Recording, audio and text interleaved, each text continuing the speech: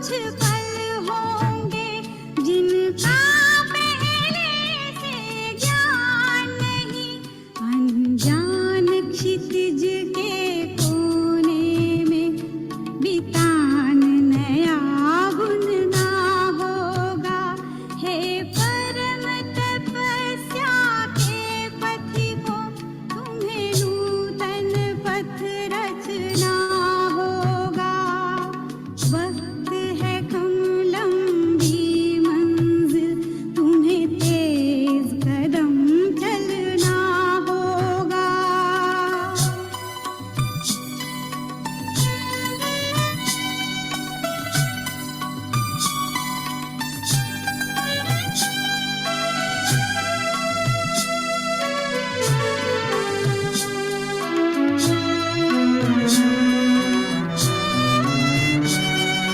साधन के और सुविधाओं की शैया में ना सो जाना, माया के प्रलोभन प्यारे हैं, इनके वश में ना हो जाना।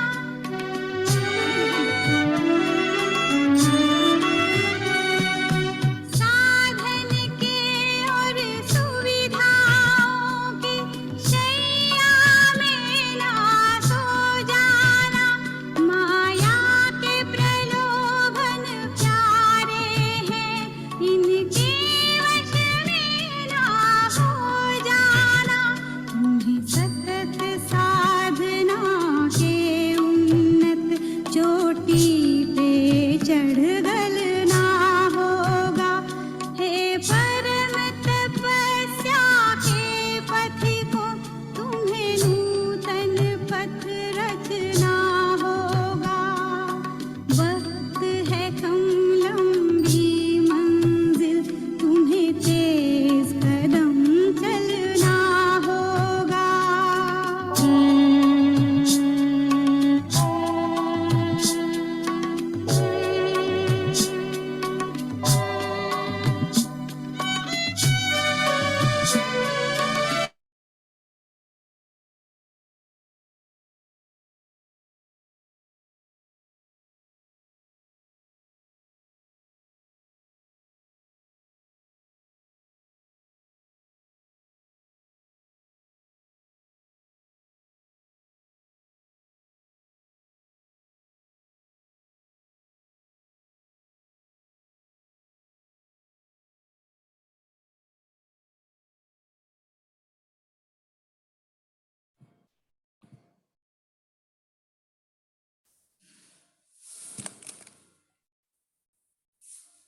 ओम शांति।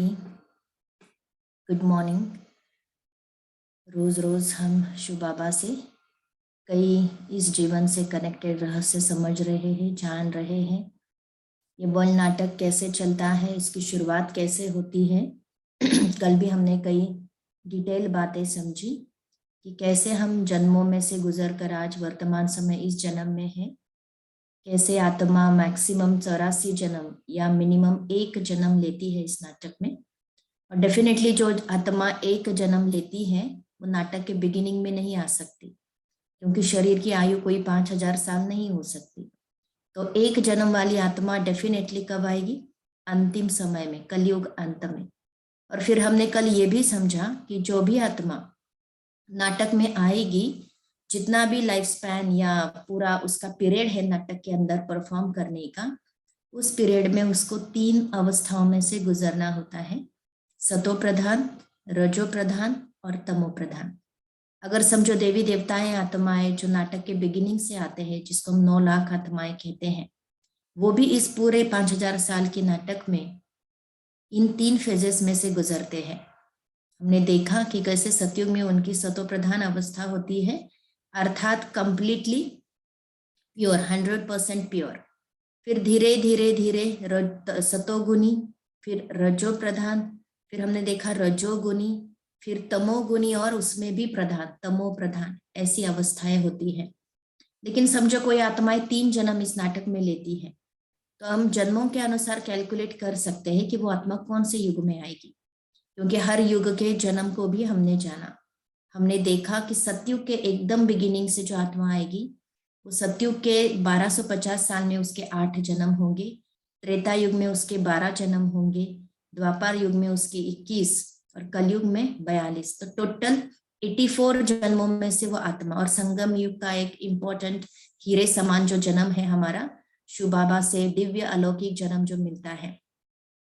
तो इसी तरह 84 जन्मों के साइकिल में वो आत्मा आएगी और उसको इन 3 फेजेस में जाने के लिए 5000 साल का पीरियड है। तो इसीलिए लंबा समय ये आत्मा सतो अवस्था में रहती है। 2500 साल हर प्रकार का तन मन धन जन हर प्रकार के सुख को अनुभव करती है इस नाटक में। फिर द्वापर युग भी कोई कम नहीं होता है, द्वापर युग का पीरियड भी बहुत सुंदर होता है। द्वापर युग में भी हम देखते हैं, जैसे हम इसको 50% स्वर्ग कहेंगे, वहां भी अनेक प्राप्ति आत्मा के पास होती है। कलयुग के बिगिनिंग में भी अगर हम वर्तमान की ही बात करें, अगर कोई यहाँ पर 60 साल के हैं 70 साल के हैं, उनको पूछा जाए आपके बचपन का समय कैसा था, तो वो कहेंगे आपसे तो बहुत अच्छा था। भले साइंस इतना आधुनिक नहीं था, साइंस की टेक्नोलॉजी नहीं थी, साइंस के साधन नहीं थे, लेकिन जीवन बहुत सादगी वाला और सुंदर था। आपस में प्यार से बात करते थे, आपस के एक दूसरे के लिए हमारे पास समय था।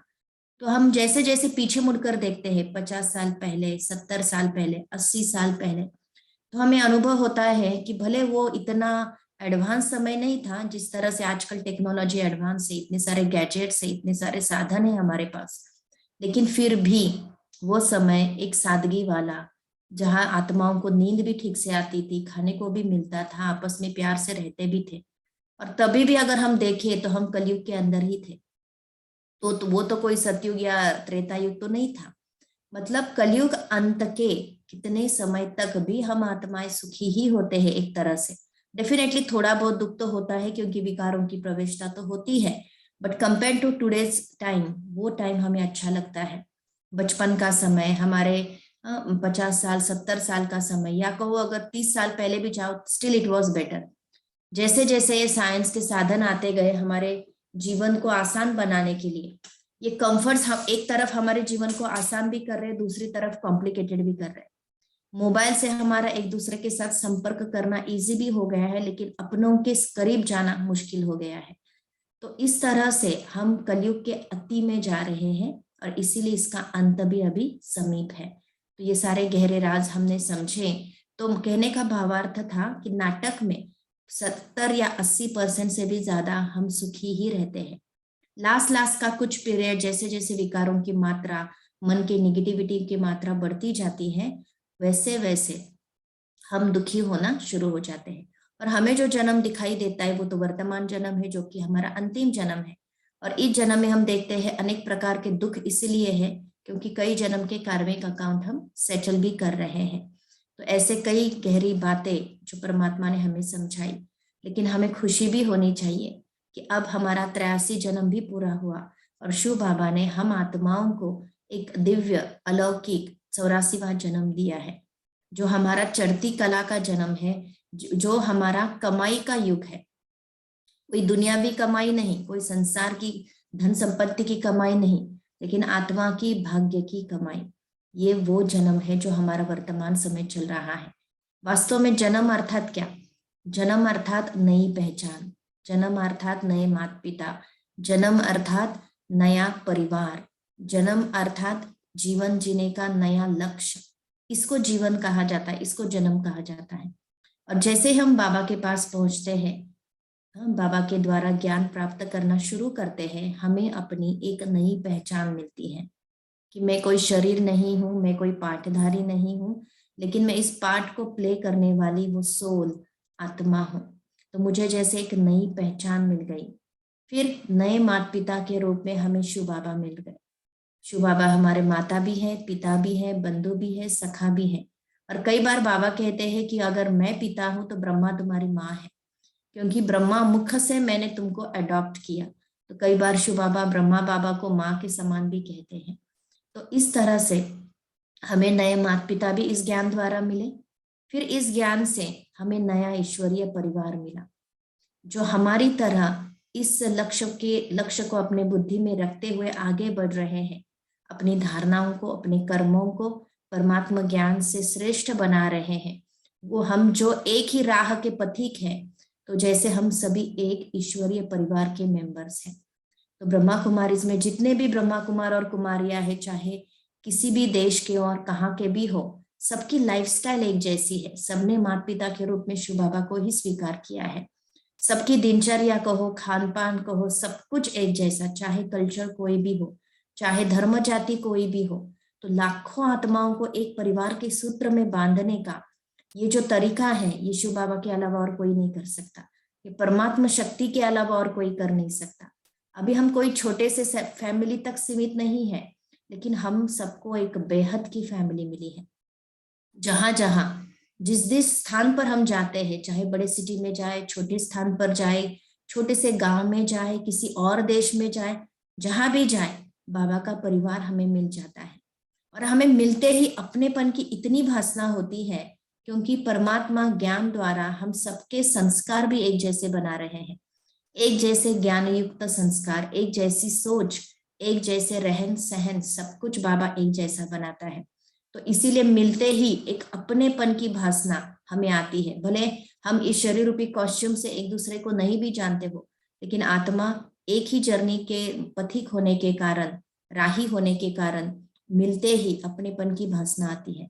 तो शिव बाबा मिलते ही, शिव बाबा का ज्ञान मिलते ही हमें बेहद का ईश्वरीय परिवार भी प्राप्त होता है। साथ साथ नए जीवन में एक नया लक्ष्य होता है। तो वैसे ही शिव बाबा ने इस ब्राह्मण जीवन में हम सबको लक्ष्य दिया है कि बच्चे, तुम्हें मनुष्य से देवता बनना है।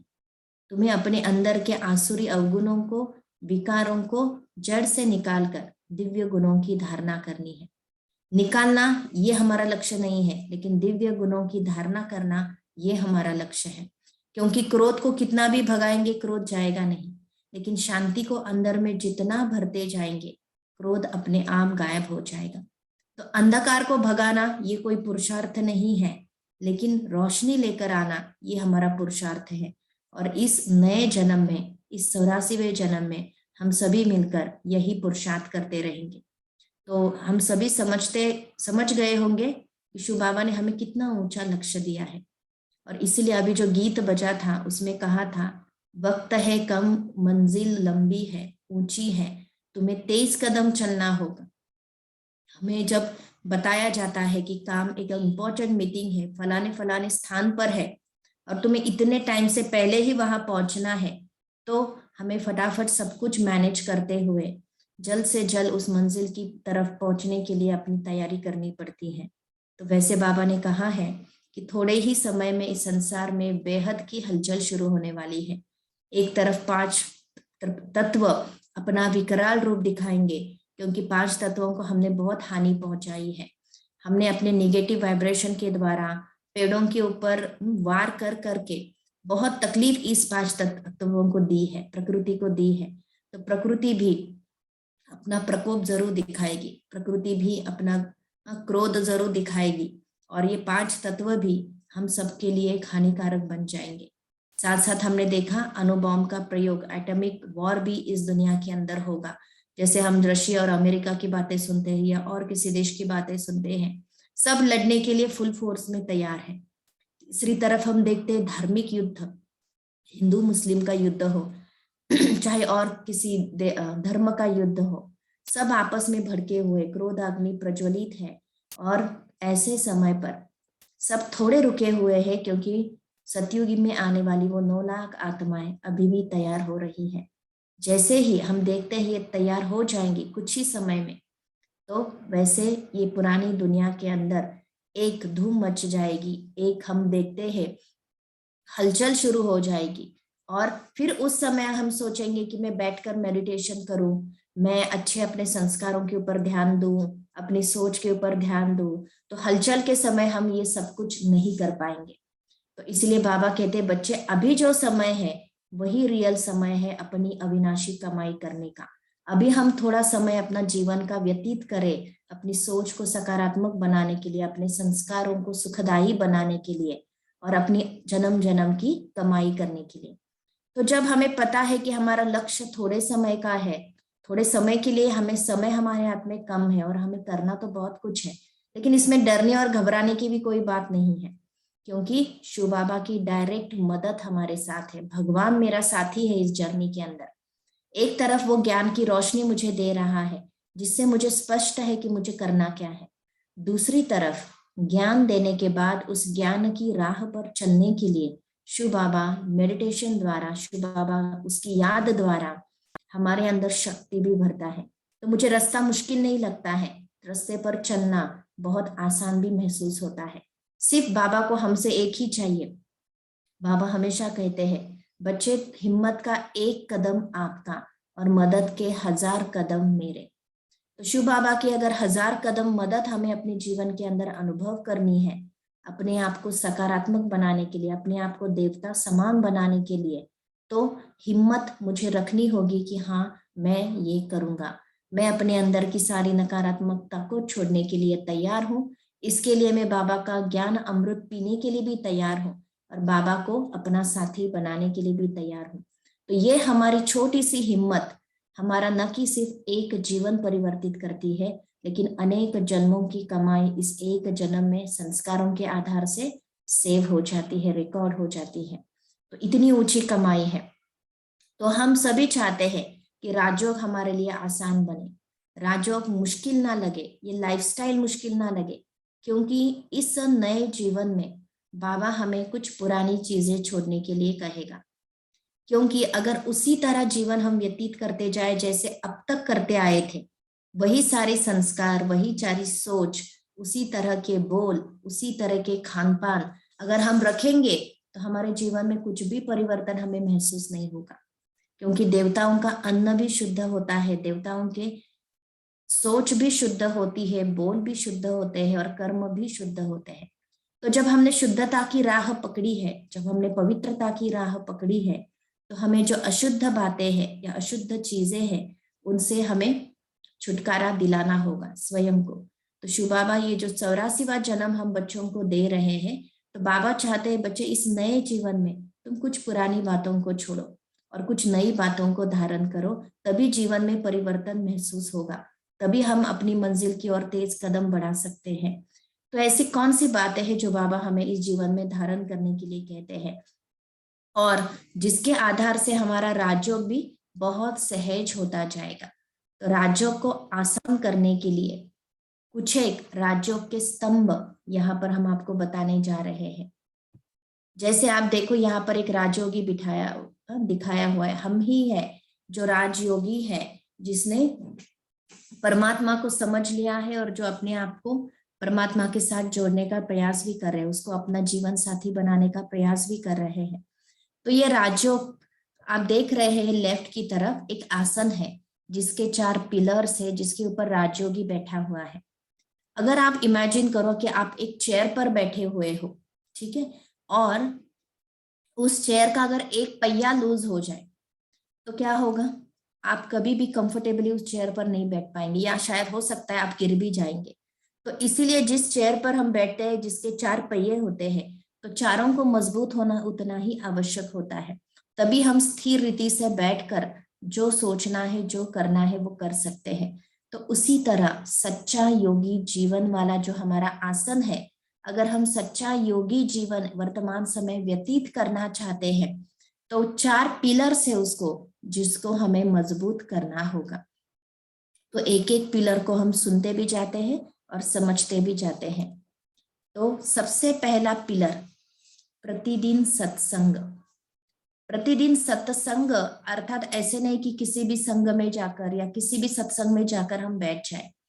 सच्चा सत्संग, सच्चा सत्य शिव बाबा है, क्योंकि शिव बाबा को कहा जाता है सत्यम शिवम सुंदरम। बाबा सत्य भी है, कल्याणकारी भी है और सुंदर अर्थात पवित्र भी है।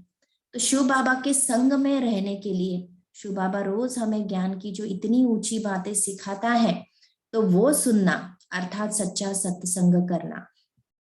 तो इसीलिए यहाँ जो प्रतिदिन सत्संग कहा है, अर्थात रोज शिव बाबा का ज्ञान प्राशन करना। अभी आप सोचेंगे रोज कैसे करेंगे, कोर्स तो 7 दिन का या एक्सटेंड करके 2 हफ्ते का हो गया है। तो इस कोर्स को आगे क्या करना है, कंटिन्यू कैसे करना है, ये भी आपको बताया जाएगा। क्योंकि कोर्स मतलब सारा ज्ञान नहीं है। कोर्स अर्थात ABCD सीखना है ना। ए आत्मा, B बाबा, C चक्र, D ड्रामा। ये ABCD सिर्फ अभी हमने सीखी है। और कोई बच्चा जब ABCD सीखता है तो पूरा ज्ञानी नहीं बन जाता।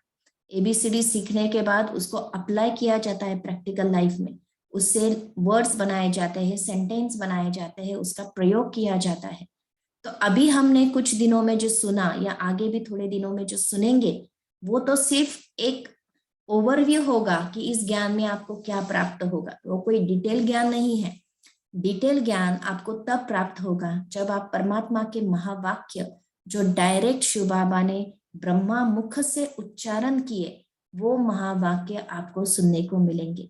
अभी भी हम जो आपको ज्ञान सुना रहे हैं, ये भी शिव बाबा ने ब्रह्मा मुख दिया हुआ ज्ञान ही है, लेकिन शब्द हमारे हैं।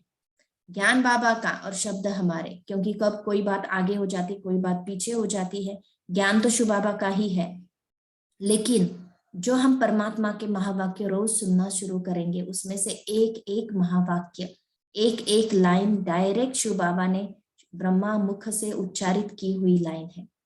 और जब हम डायरेक्ट भगवान के महावाक्य सुनने लगते हैं, तो उसका असर मन बुद्धि पर इतना गहरा होता है। और उन महावाक्यों से न कि सिर्फ हमें डायरेक्शन मिलती है, लेकिन साथ साथ एनर्जी भी मिलती है। तो वो महावाक्य क्या होते हैं, इसके बारे में भी हम कल परसों आपको सुनाएंगे। तो वो महावाक्य, परमात्मा का ज्ञान रोज 1 घंटा तो कम से कम सुनने के लिए समय देना, अगर ये हम काम करते हैं, और ना कि सिर्फ सुनना, लेकिन उसको समझना, उसके स्वरूप बनते जाना, ये हमारा मुख्य लक्ष्य होगा। तो आप यहाँ पे देख रहे हैं ब्रह्मा कुमारी बहन हाथ में कुछ पन्ने लिए हैं, कुछ पढ़कर सुना रही है, और आप जैसे भाई बहनें बैठकर इस ज्ञान को सुनने का, समझने का प्रयास कर रहे हैं। तो ये हमारा रोज का अभ्यास होगा। तो अगर हम चाहते हैं हमारा योग सहज हो जाए, कई बार लोग सोचते हैं हम तो गृहस्थी वाले हैं, इतनी सारी जिम्मेदारियां निभाने वाले हैं, हम कहाँ योग करेंगे।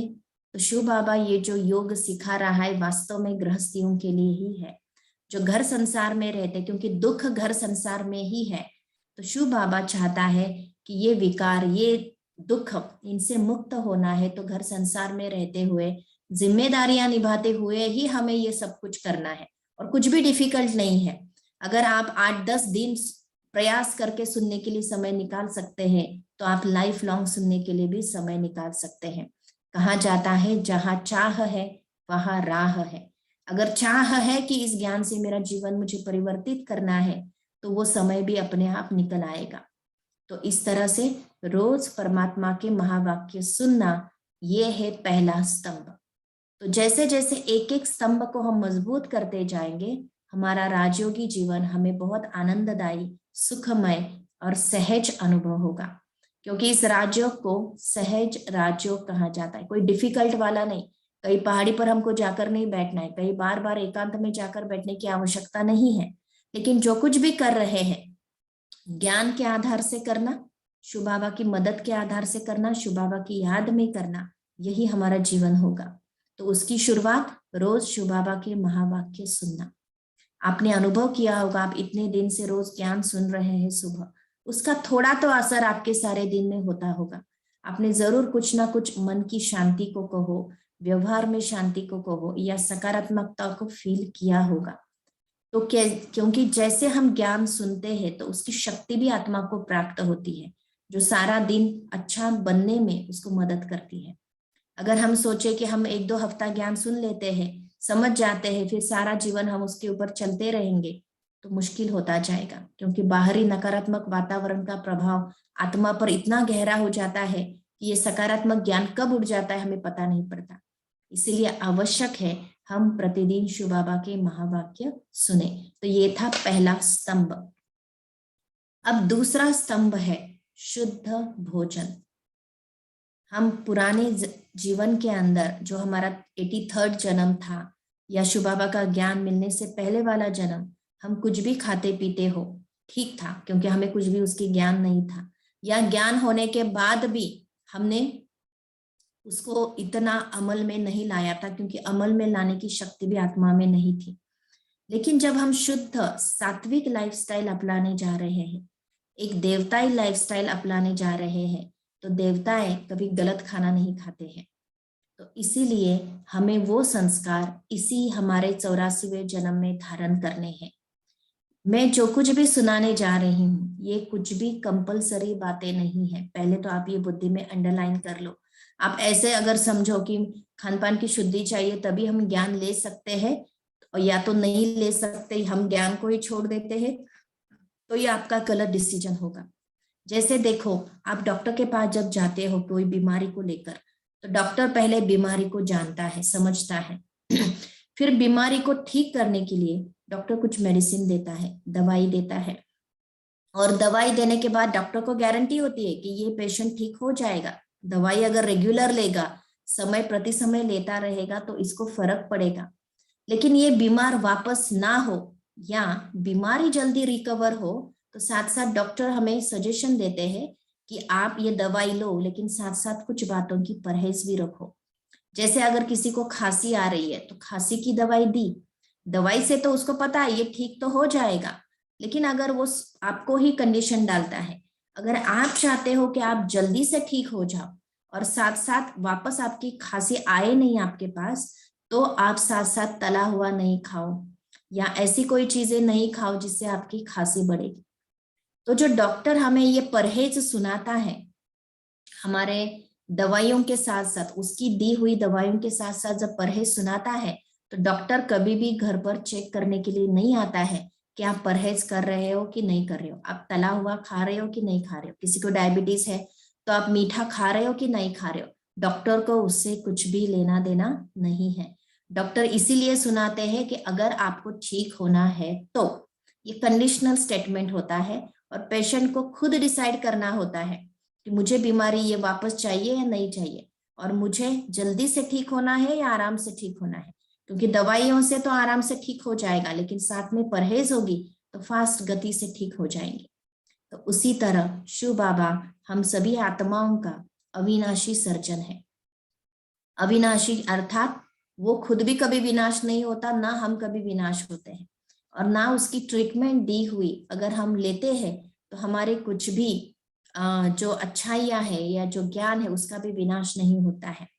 तो शिव बाबा अविनाशी सर्जन के पास जब आत्माएं अपनी बीमारियां लेकर जाती हैं कि बाबा मेरे अंदर पेशेंस नहीं है, कि बाबा मुझे क्रोध बहुत आता है, गुस्सा बहुत आता है, बाबा मुझे अंदर लोभ बहुत है, या बाबा मुझे मेरे अंदर ईर्ष्या का भाव है, ऐसी कोई भी बीमारियां लेकर जब हम शिव बाबा के पास जाते हैं, शिव बाबा को सुनाते हैं, तो शिव बाबा कहते हैं बच्चे मेरा ये ज्ञान दवाई है, इस ज्ञान को तुम रोज प्यार से सुनते जाओ, समझते जाओ, उसकी गहराई को समझो, तो तुम्हारी ये बीमारियां तो ठीक होनी ही है, बाबा को गारंटी है।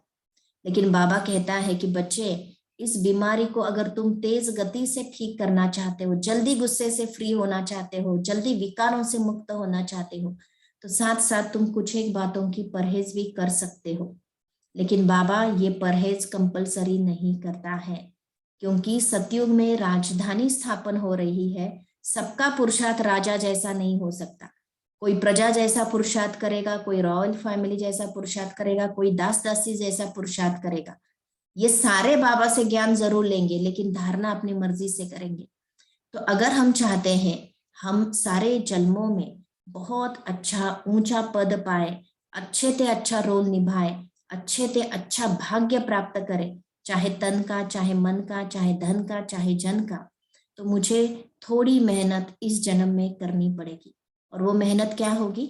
ज्यादा से ज्यादा अपना सब कुछ शुद्ध बनाने की मेहनत। मन को शुद्ध बनाओ, तन को शुद्ध खाना खिलाओ, धन को शुद्ध रीति से कमाओ, और संबंधों में भी शुद्धता रखो। अगर ये 4 प्रकार की इन्वेस्टमेंट मैं इस संगम युगी जीवन में करती हूँ, उस चारों बातों में शुद्धता लाती हूँ, तो उसका रिटर्न अनेक जन्म तक मुझे इन चारों प्रकार के सुखों के अधिकारी मैं स्वयं को बना दूंगी। इसलिए बाबा कई बार कहते हैं बच्चे राज्य तिलक तुम्हें स्वयं को दिलाना है, खुद ही डिसाइड करना है कि मुझे अपने आप को कितना शुद्ध बनाना है। तो जैसे मैं जो 4 चीजें आपको सुनाने जा रही हूँ या सुना रही हूँ, इसमें से कोई भी चीज कंपलसरी नहीं है। लेकिन अगर मुझ आत्मा ने इस ज्ञान को यथार्थ समझा है, सच्चाई से समझा है, और सच में मैं अपने जीवन को बहुत सुंदर बनाना चाहती हूँ, अनेक जन्मों का भाग्य बनाना चाहती हूँ, तो ये 4 बातें जीवन में धारण करना इतना मुश्किल नहीं है जितनी प्राप्ति ऊंची है। तो इसीलिए मैं सब कुछ आपको डिटेल में सुनाती जाऊंगी, क्योंकि मैं खुद समझती हूँ कि समय अभी बहुत कम है और हमारे लिए करने के लिए बहुत कुछ है। अगर आप कई बातें बाद में चलकर समझेंगे तो शायद आप सोचेंगे पहले क्यों नहीं बताया गया, हम पहले ही रीति से, इस रीति से अपने जीवन में शुद्धता ला सकते थे। तो इसीलिए आपको सारी बातें जो ब्रह्मा कुमारी के लाखों आत्माएं ये प्रैक्टिकल जीवन में कर रही है इस राजयोगी जीवन का आनंद लेने के लिए, वो सारी बातें आपके आगे खोल कर रख रही हूँ ताकि आपको उसकी क्लैरिटी हो जाए। जो हम शुद्ध भोजन की बात कर रहे थे, तो आप सबको नेचुरली एक बात पता होगी कि नॉनवेज कोई शुद्ध भोजन नहीं है। तो आप में से कोई भी नॉनवेज का सेवन करते हो तो अपने आप को इस हमारी आदत से छुड़ा सकते हैं, क्योंकि अभी उसकी डिटेल में मैं जाऊंगी तो पूरा एक लेक्चर तैयार हो जाएगा कि शुद्ध भोजन क्या होता है। लेकिन मैं वो सारी बातें आपको संक्षिप्त में अभी सुना रही हूँ, फिर जैसे जैसे समय मिलता जाएगा हम बातों की गहराई में जाएंगे। तो शुद्ध भोजन में नॉनवेज नहीं, क्योंकि किसी प्राणी की हत्या कर कर उसका सेवन करना ये ना ही हमारे शरीर के लिए ठीक है, ना ही हमारे मन की अवस्था के लिए ठीक है। कई बार हम सोचते हैं, डॉक्टर्स कहते हैं कि नॉनवेज खाओ, आपको प्रोटीन्स बहुत मिलेगा, आपको वो बनेगा, लेकिन आप प्रैक्टिकल में अगर रिसर्च करेंगे तो ज्यादा बीमार वही लोग पड़ते हैं जो नॉनवेज का सेवन करते हैं। कहते हैं प्रोटीन मिलता है, ये मिलता है, लेकिन साथ साथ उस प्राणी को जिसकी हत्या की गई उसके जो निगेटिव इमोशंस होते हैं जो बॉडी के अंदर फैल जाते हैं, उस निगेटिव इमोशन का भी आप सेवन करते हैं और इसका असर आपकी मन की स्थिति पर बहुत गहरा होता है।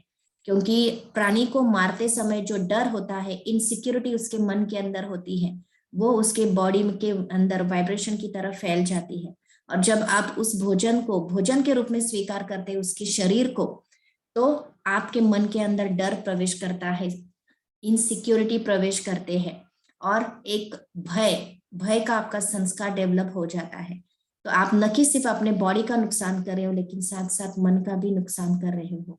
इसीलिए नॉनवेज हम छोड़ दे। दूसरी बात, कई लोग तो अपने आप को छुड़ाने के लिए कहते हैं कि अंडा तो वेज होता है, लेकिन नहीं, ये भी गलत फहमी है। अंडा भी नॉनवेज में ही कंसिडर किया जाता है।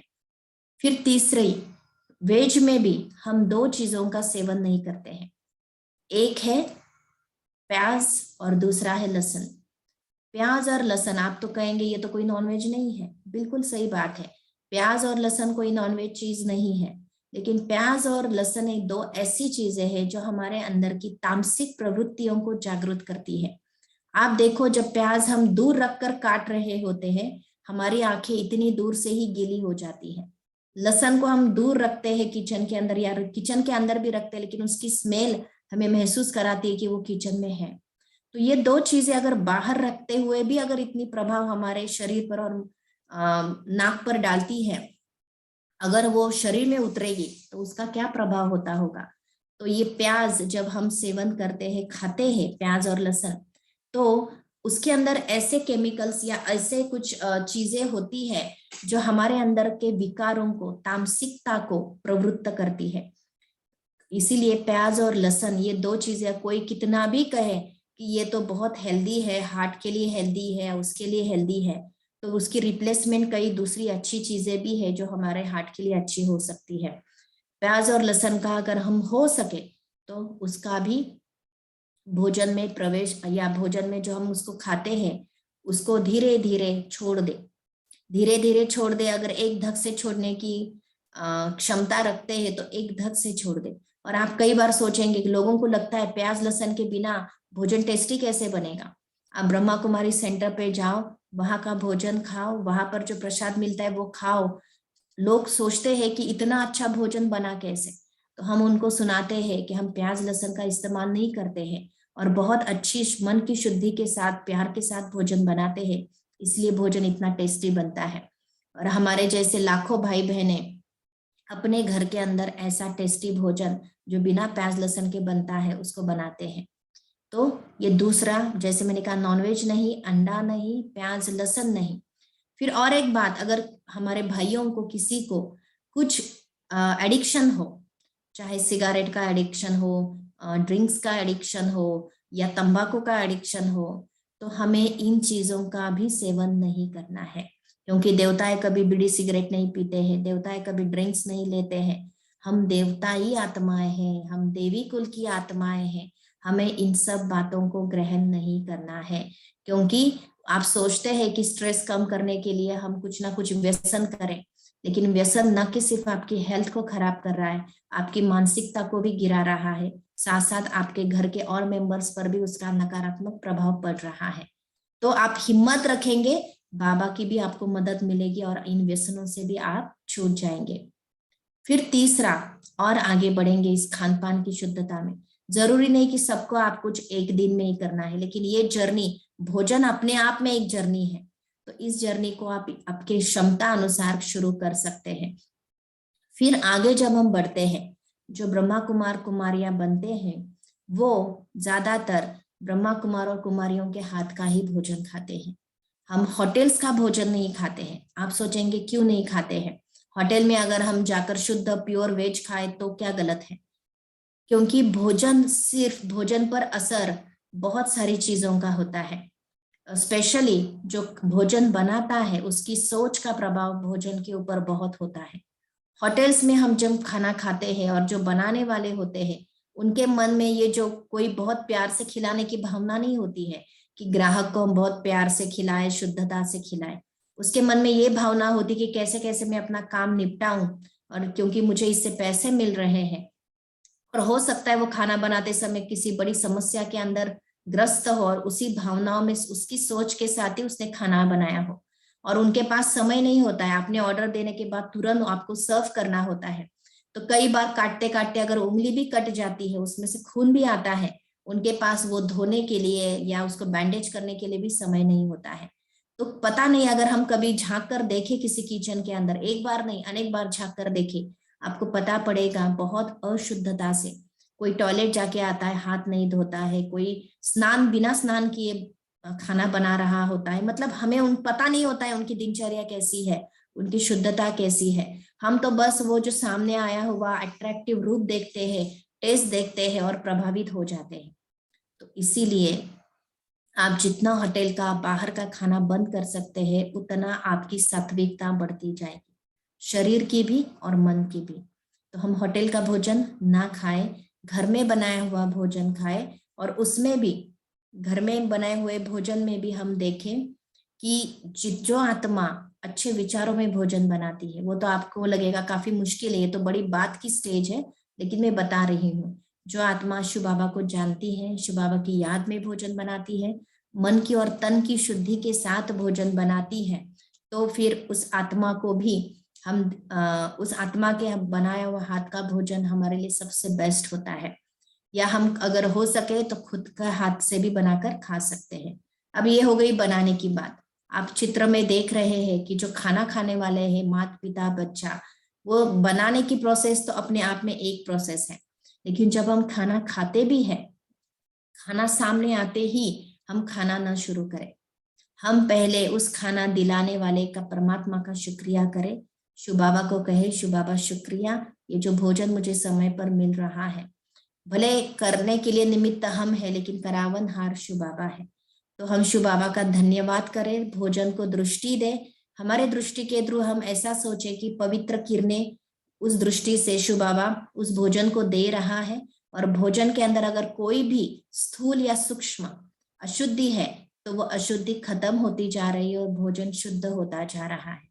तो इस तरह से मन के शुद्ध संकल्पों के वाइब्रेशन उस भोजन को देने के बाद, मन ही मन में बाबा को वो भोजन स्वीकार कराने के बाद, फिर हम भोजन को बाबा की याद में ग्रहण करें। और ध्यान रखें, भोजन ग्रहण करते समय कभी भी हम टीवी ना देखें, मोबाइल के साथ ना खेले, लेकिन शांति से, एकाग्रता से, हो सके तो फैमिली मेंबर के साथ बैठकर प्यार से भोजन को स्वीकार करें। धीरे धीरे खाए, चबा चबा कर खाए, ईश्वर की याद में खाए। उसके जैसा सात्विक भोजन और हमारे लिए कोई नहीं हो सकता। तो ये थी भोजन से कनेक्टेड कुछ एक बातें। फिर एक तरफ हम मन को शुद्ध बनाने का प्रयास भोजन के थ्रू भी कर रहे हैं।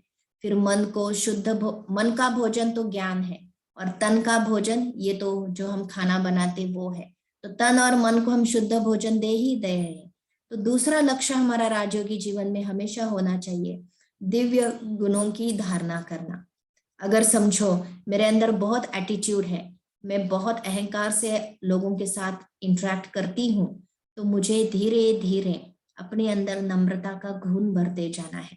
किस बात का अहंकार करूं, मेरा तो कुछ भी है नहीं, तो सारा समय के साथ छूटने वाला है, और जो कुछ भी मिला है ईश्वर की दया से, ईश्वर की कृपा से मिला है। तो हम अपने पास जो भी चीजें हैं, चाहे हमारा एजुकेशन हो, चाहे हमारी पद पोजीशन हो, चाहे कुछ भी हो, या अच्छी सुंदरता हो, किसी भी बात का अहंकार न करें। सादगी को अपनाएं, सात्विकता को अपनाएं, नम्रता को अपनाएं, अपने मुख में मधुरता को भर दे। हम सिर्फ ऐसे ऊपर ऊपर मधुर वाली बातें ना करें, लेकिन दिल को ही इतना मधुर बना दे हर आत्मा के लिए, ताकि जो बोल हमारे मुख से निकले वो दूसरों को सुख दे। क्योंकि दुनिया की आत्माएं बहुत दुखी है, और उसमें अगर हमारे मुख से भी कुछ कड़वे बोल बोले जाते हैं तो उनको और दुखी करने के निमित्त हम बन जाते हैं, और जो हमारे कार्मिक अकाउंट में जमा हो जाता है। इसलिए अभी को जो भी कार्मिक अकाउंट जमा किया वो अभी हम चुकता करेंगे बाबा की मदद से, लेकिन अभी हमें नए कोई भी कार्मिक अकाउंट क्रिएट नहीं करने हैं। इसलिए अपने वाचा के ऊपर हम बहुत कंट्रोल रखें। हम अपने व्यवहार में मधुरता को भरे, नम्रता को भरे, पवित्रता को भरे, ज्यादा से ज्यादा समय स्वयं के साथ स्पेंड करें, ताकि हम स्वयं की हीलिंग स्वयं कर सके। तो इस तरह से अनेक दिव्य गुण है, करीबन 60-70 प्रकार के दिव्य गुण है, जो आप इस जर्नी के अंदर, इस जीवन के अंदर अपने जीवन में धारण कर सकते हैं, और एक देवताई जीवन का अनुभव कर सकते हैं। फिर चौथी एक बहुत इंपॉर्टेंट धारणा, जिसके बारे में आप में से कईयों ने बाहर से कुछ आधा अधूरा सुना भी होगा, कि ब्रह्मा कुमारी इसके पास जाते हैं तो ये आपस में एक पति पत्नी को भाई बहन बना देते हैं, ये कहते हैं या वो कहते हैं। तो आधा अधूरा ज्ञान तो दुनिया के अंदर बहुत है। हम जानने की कोशिश करें कि शिव बाबा इस 84वें जन्म में हमको ब्रह्मचर्य की धारणा करने के लिए कहता है। क्यों कहता है वो? ब्रह्मचर्य अर्थात पवित्र जीवन, इसको हम पवित्र जीवन कहते हैं, जिसमें शारीरिक पवित्रता है। कोई संपूर्ण पवित्र जीवन तो नहीं कहेंगे। संपूर्ण पवित्र जीवन में तो मन भी पवित्र होता है, तन भी पवित्र होता है, धन भी पवित्र होता है, संबंध भी पवित्र होते हैं। लेकिन यहाँ जो पवित्रता की बात हो रही, वो शारीरिक पवित्रता की बात हो रही है। हम देवी देवता बन रहे हैं जिनके अंदर काम विकार नहीं होता है। जो हम 5 विकारों का वर्णन करते हैं, काम, क्रोध, लोभ, मोह, अहंकार, तो सबसे विकारों का जो सेनापति है वो है काम विकार, काम वासना। आप सोचेंगे ये गलत कैसे है? दुनिया के अंदर, दुनिया में बच्चों की उत्पत्ति तो इसी विकार के आधार से हो रही है। तो बाबा इसके लिए कहते हैं कि बच्चे, द्वापर युग से जब तुम देह भान में आ गए, तुम बॉडी कॉन्शियस हो गए, तब से इस विकार की उत्पत्ति हुई है। और ड्रामा में नाटक ही ऐसा था कि जो बच्चे पैदा हुए द्वापर युग के बाद, वो बच्चे सारे काम विकार से ही जन्म लेकर हुए। लेकिन शिव बाबा साथ साथ हमें ये भी रहस्य बताते हैं कि सतयुग और त्रेता युग, देवी देवताओं की दुनिया में ये 5 क्या, ये कोई भी विकार नहीं होता है। उनका संपूर्ण निर्विकारी जीवन होता है। उनके अंदर, देवताओं के अंदर काम वासना नहीं होती है। तो फिर आप सोचेंगे वहां बच्चे कैसे पैदा होंगे, देवी देवताओं के बच्चे कैसे जन्म लेंगे? तो हमने कई माइथोलॉजिकल सीरियल्स में देखा है, इवन महाभारत में भी दिखा है कि कुंती ने सूर्य से पुत्र मांगा, या कई बार कहाँ से बहता हुआ पुत्र चला आया। तो कहने का भाव यह है कि स्टोरीज में जो बताया गया है कि सिर्फ माँ के गर्भ से और काम वासना से ही जन्म लेने की आवश्यकता नहीं होती है।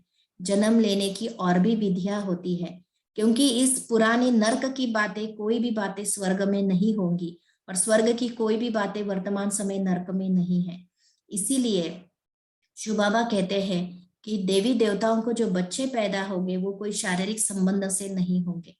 वहां इतने मन शक्तिशाली है और शुद्ध है कि जब दोनों आत्माएं आपस में डिसाइड करेंगी कि हमें बच्चा होना चाहिए, और दोनों का वो एक संकल्प ही माँ के गर्भ में, माँ के अंदर पेट में गर्भ धारण करेगा, तो संकल्प शक्ति से ही उनको बच्चे पैदा होंगे, वहां कोई शारीरिक संबंध रखने की आवश्यकता नहीं होती है।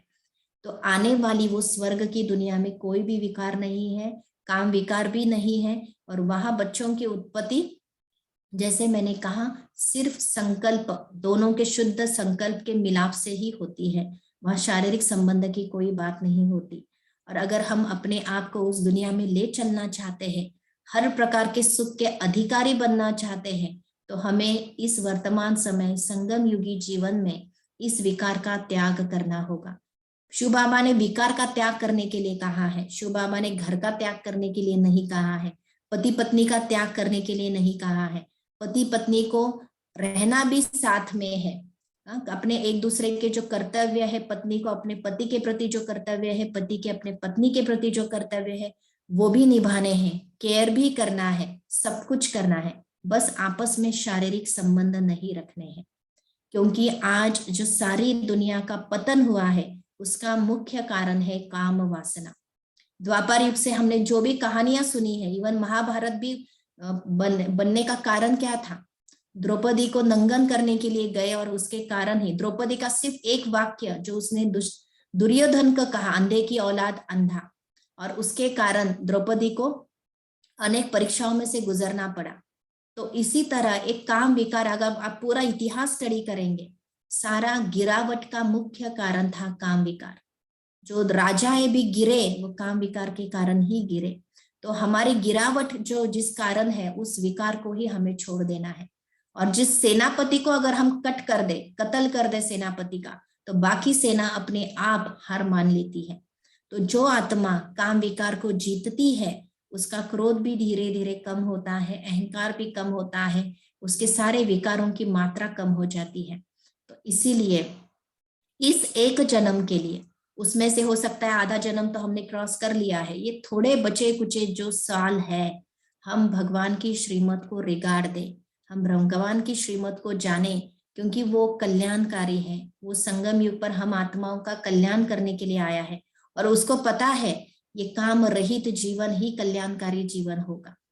तो हम थोड़ा अगर हिम्मत रखेंगे तो हम इस विकार से अपने आप को छुड़ा सकते हैं। और क्यों छुड़ाना है?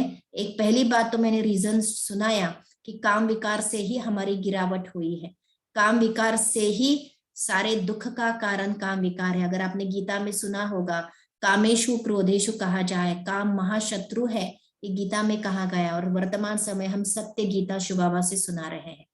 कितने गीता पाठी है जो सबको सुनाते हैं काम महाशत्रु है, काम महाशत्रु है, और स्वयं काम विकार में गिरते रहते हैं। तो सिर्फ बोल में रहता है लेकिन कर्म में नहीं आता। लेकिन जब हम सच्चे गीता सुन रहे हैं तो हम सच्चे गीता का स्वरूप बनेंगे, तभी स्वर्ग के अधिकारी बनेंगे। तो स्वर्ग में चलने के लिए ये काम विकार छोड़ना कोई बड़ी बात नहीं है, क्योंकि प्राप्ति अनेक जन्मों की अमाप प्राप्ति है। तो इसीलिए हम आपस में एक सच्चे भाई बहन की तरह कहो, या पवित्रता की दृष्टि रखते हुए, आत्मिक की दृष्टि रखते हुए एक दूसरे से व्यवहार करें और संबंध निभाए।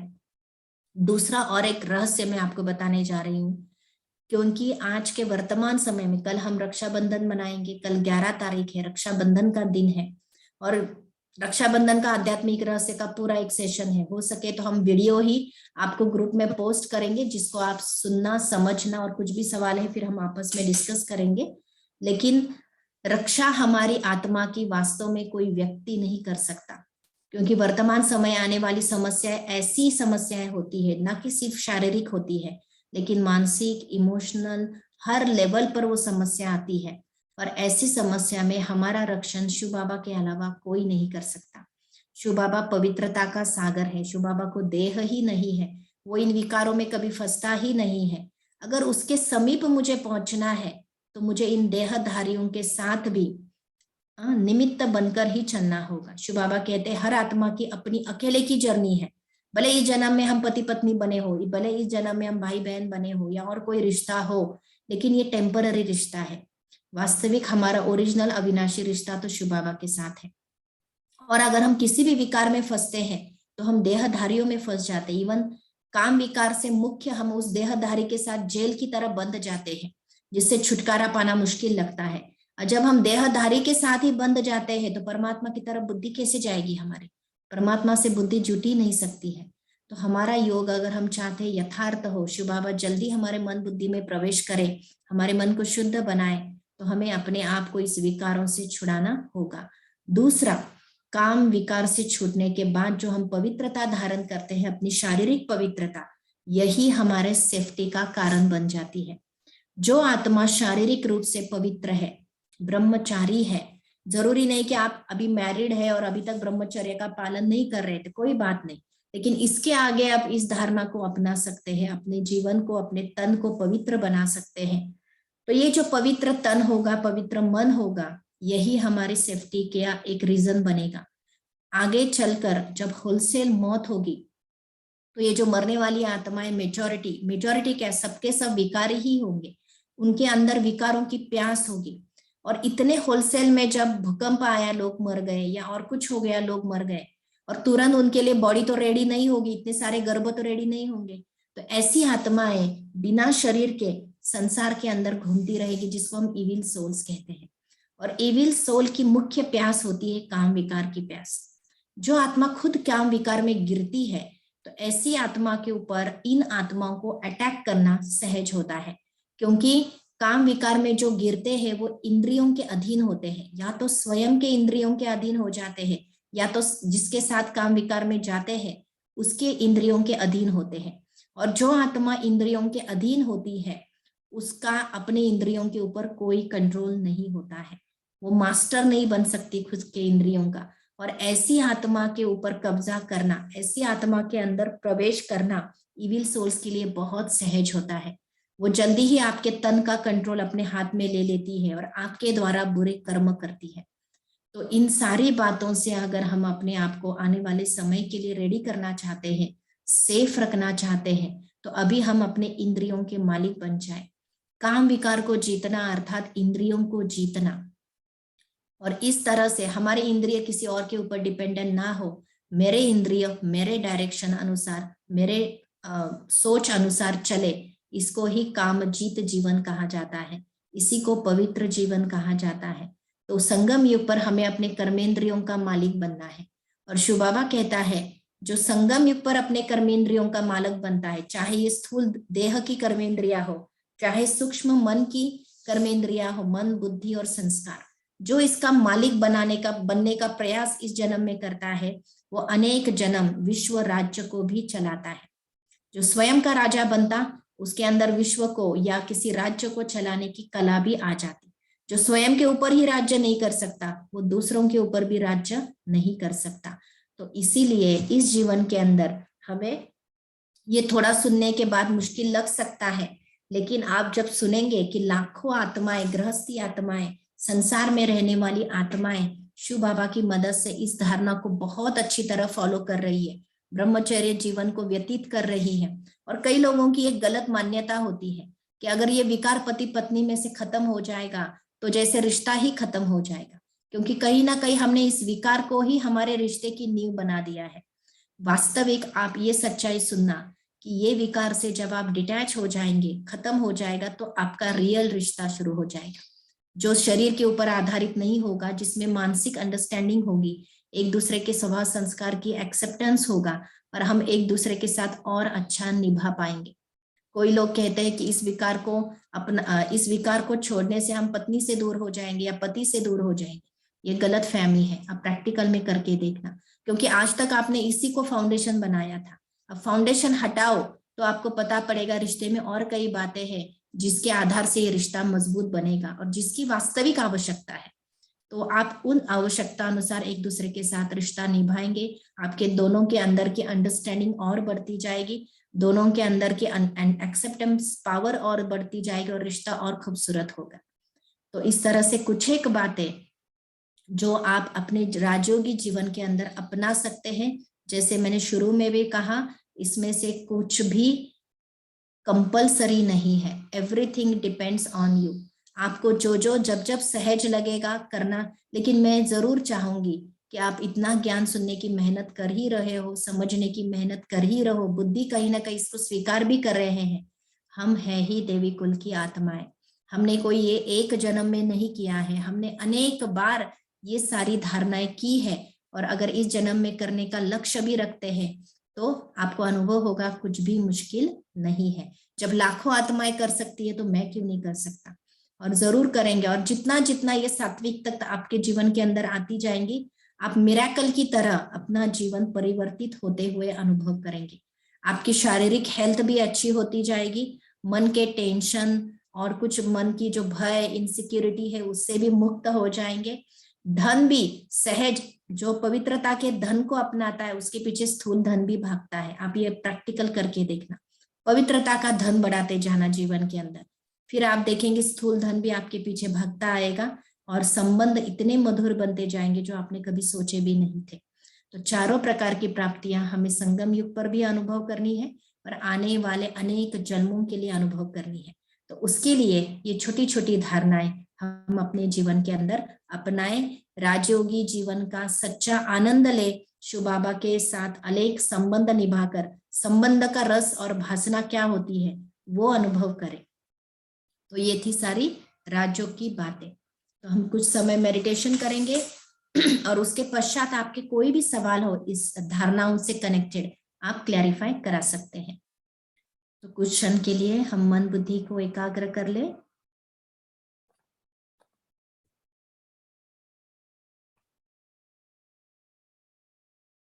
अनुभव करें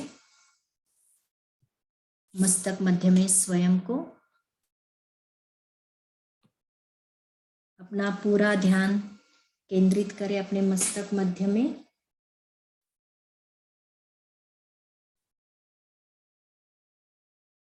अपने सत्य स्वरूप में टिक जाए। अनुभव करें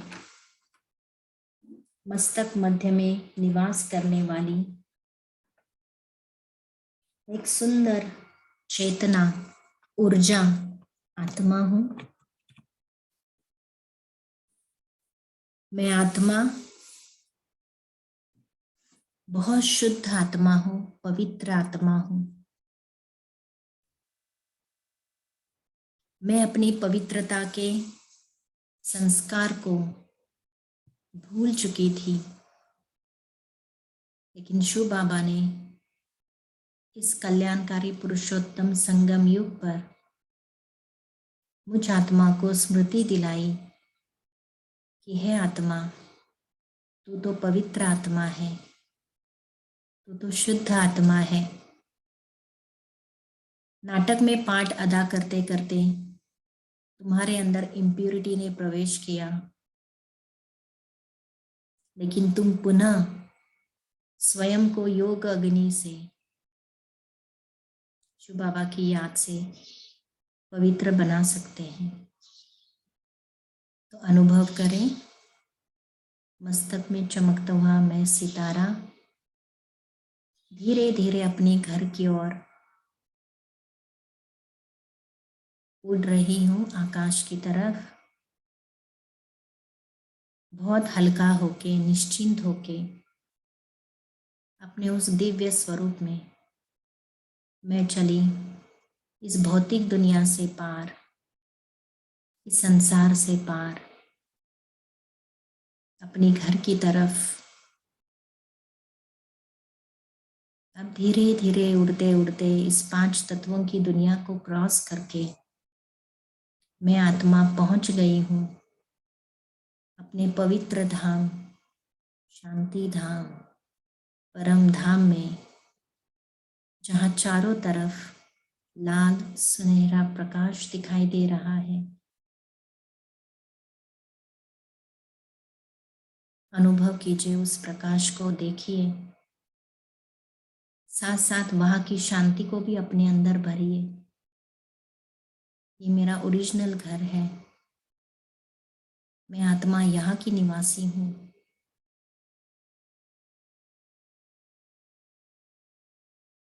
अब धीरे धीरे जब और ऊपर की तरह मैं देख रही हूँ तो एक चमकता हुआ बहुत सुंदर सितारा जो मेरा मीठा शिव बाबा है, देख रही हूँ उसकी किरणें चारों तरफ प्रकाश फैला रही है, जिसके अंदर बहुत पवित्रता समाई हुई है। और मैं आत्मा छोटा सा सितारा शिव बाबा की उन किरणों की छत्र छाया में आ गई हूँ। शिव बाबा की वो पवित्र किरणें मुझ चमकते हुए सितारे आत्मा पर पड़ रही है और मुझ आत्मा की पवित्रता की शक्ति बढ़ती जा रही है।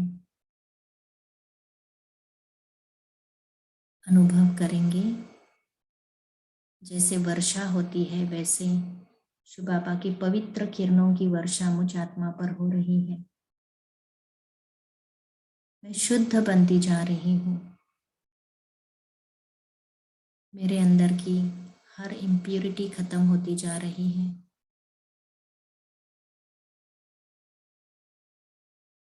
और मैं बिल्कुल पवित्र हल्की होती जा रही हूँ।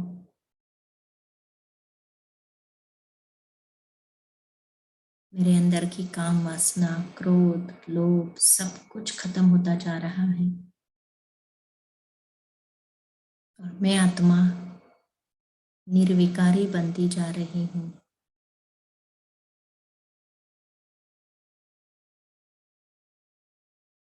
इसी पवित्र स्थिति में स्थित होकर अपनी ब्राइटनेस को और बढ़ाकर मैं दिव्य सितारा पुनः चली अपनी रोल की ओर। इस प्यारे परम धाम को कुछ समय के लिए छोड़कर पुनः धरती की ओर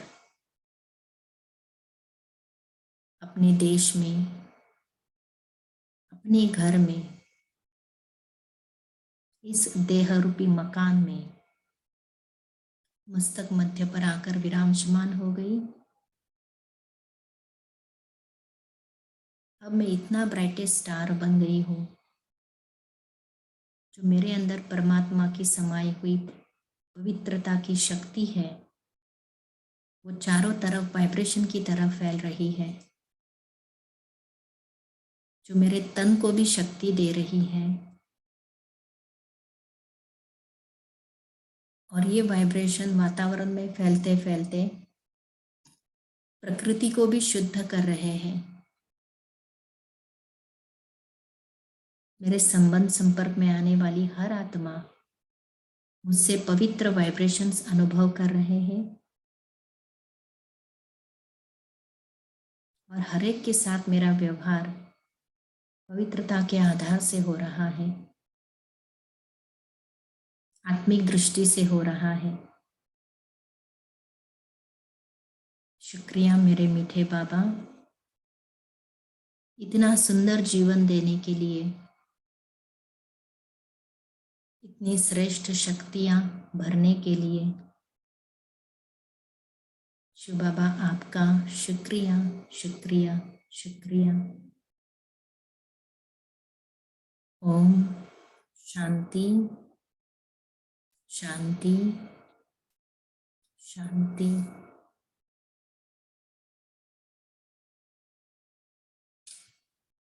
ओम शांति।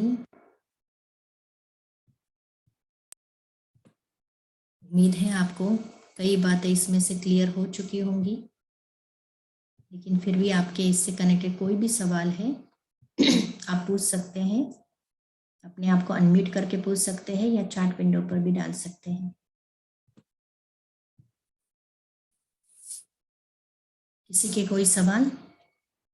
अच्छा, इससे पहले कि हम सवाल जवाब में जाएं, और एक बात, कल रक्षाबंधन का दिन है और ब्रह्मा कुमारी में विशेष करके इस त्योहार का बहुत ज्यादा इम्पोर्टेंस है, क्योंकि वर्तमान समय रक्षा हमारी सबकी करने वाला रक्षक शिव बाबा यहाँ मौजूद है।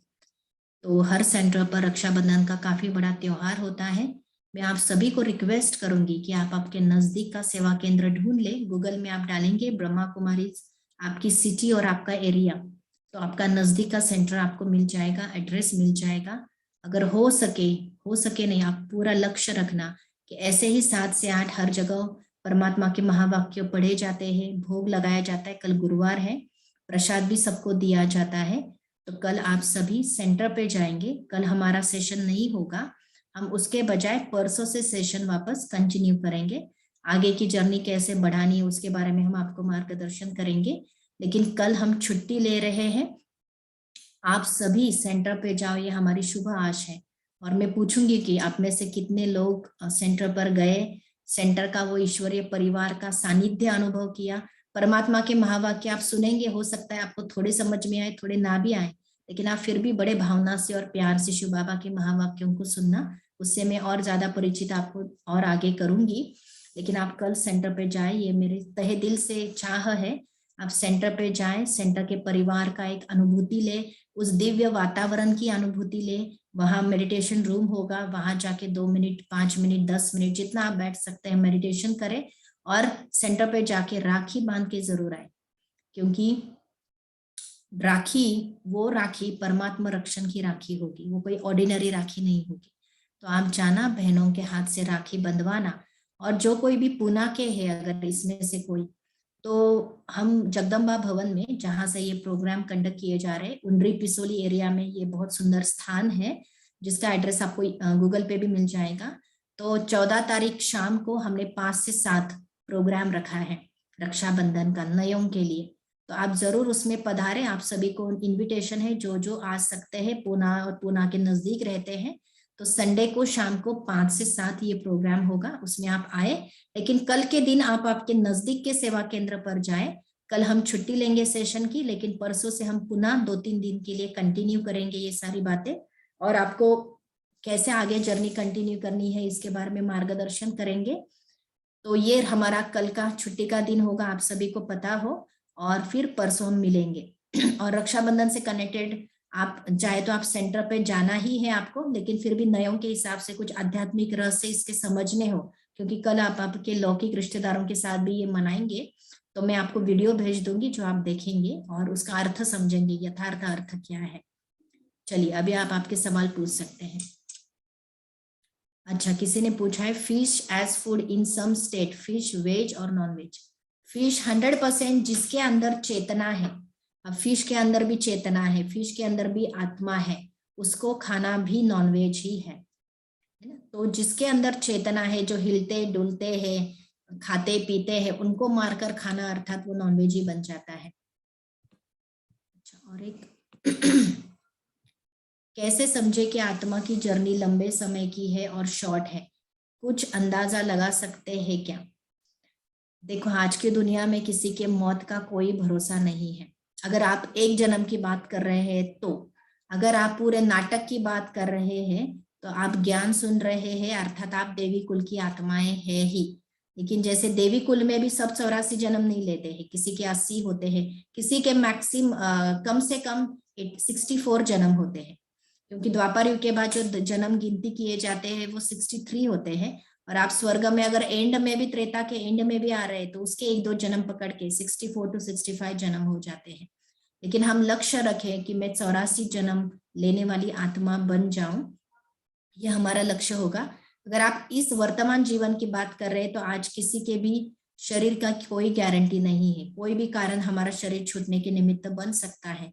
इसलिए मुझे जो कुछ भी करना है अभी करना है, अब नहीं तो कब नहीं। क्या सब्जियां खाना भी हिंसा है? नहीं, सब्जियों को हिंसा में नहीं गिनती किया जाता, क्योंकि जो वृक्ष होते हैं उनमें पूरी चेतना नहीं होती, उसमें अधच चेतना होती है। चेतना मतलब उनके अंदर दुख सुख की कोई फीलिंग्स नहीं होती है। तो इसीलिए सब्जियां खाना कोई हिंसा नहीं है, हम खा सकते हैं।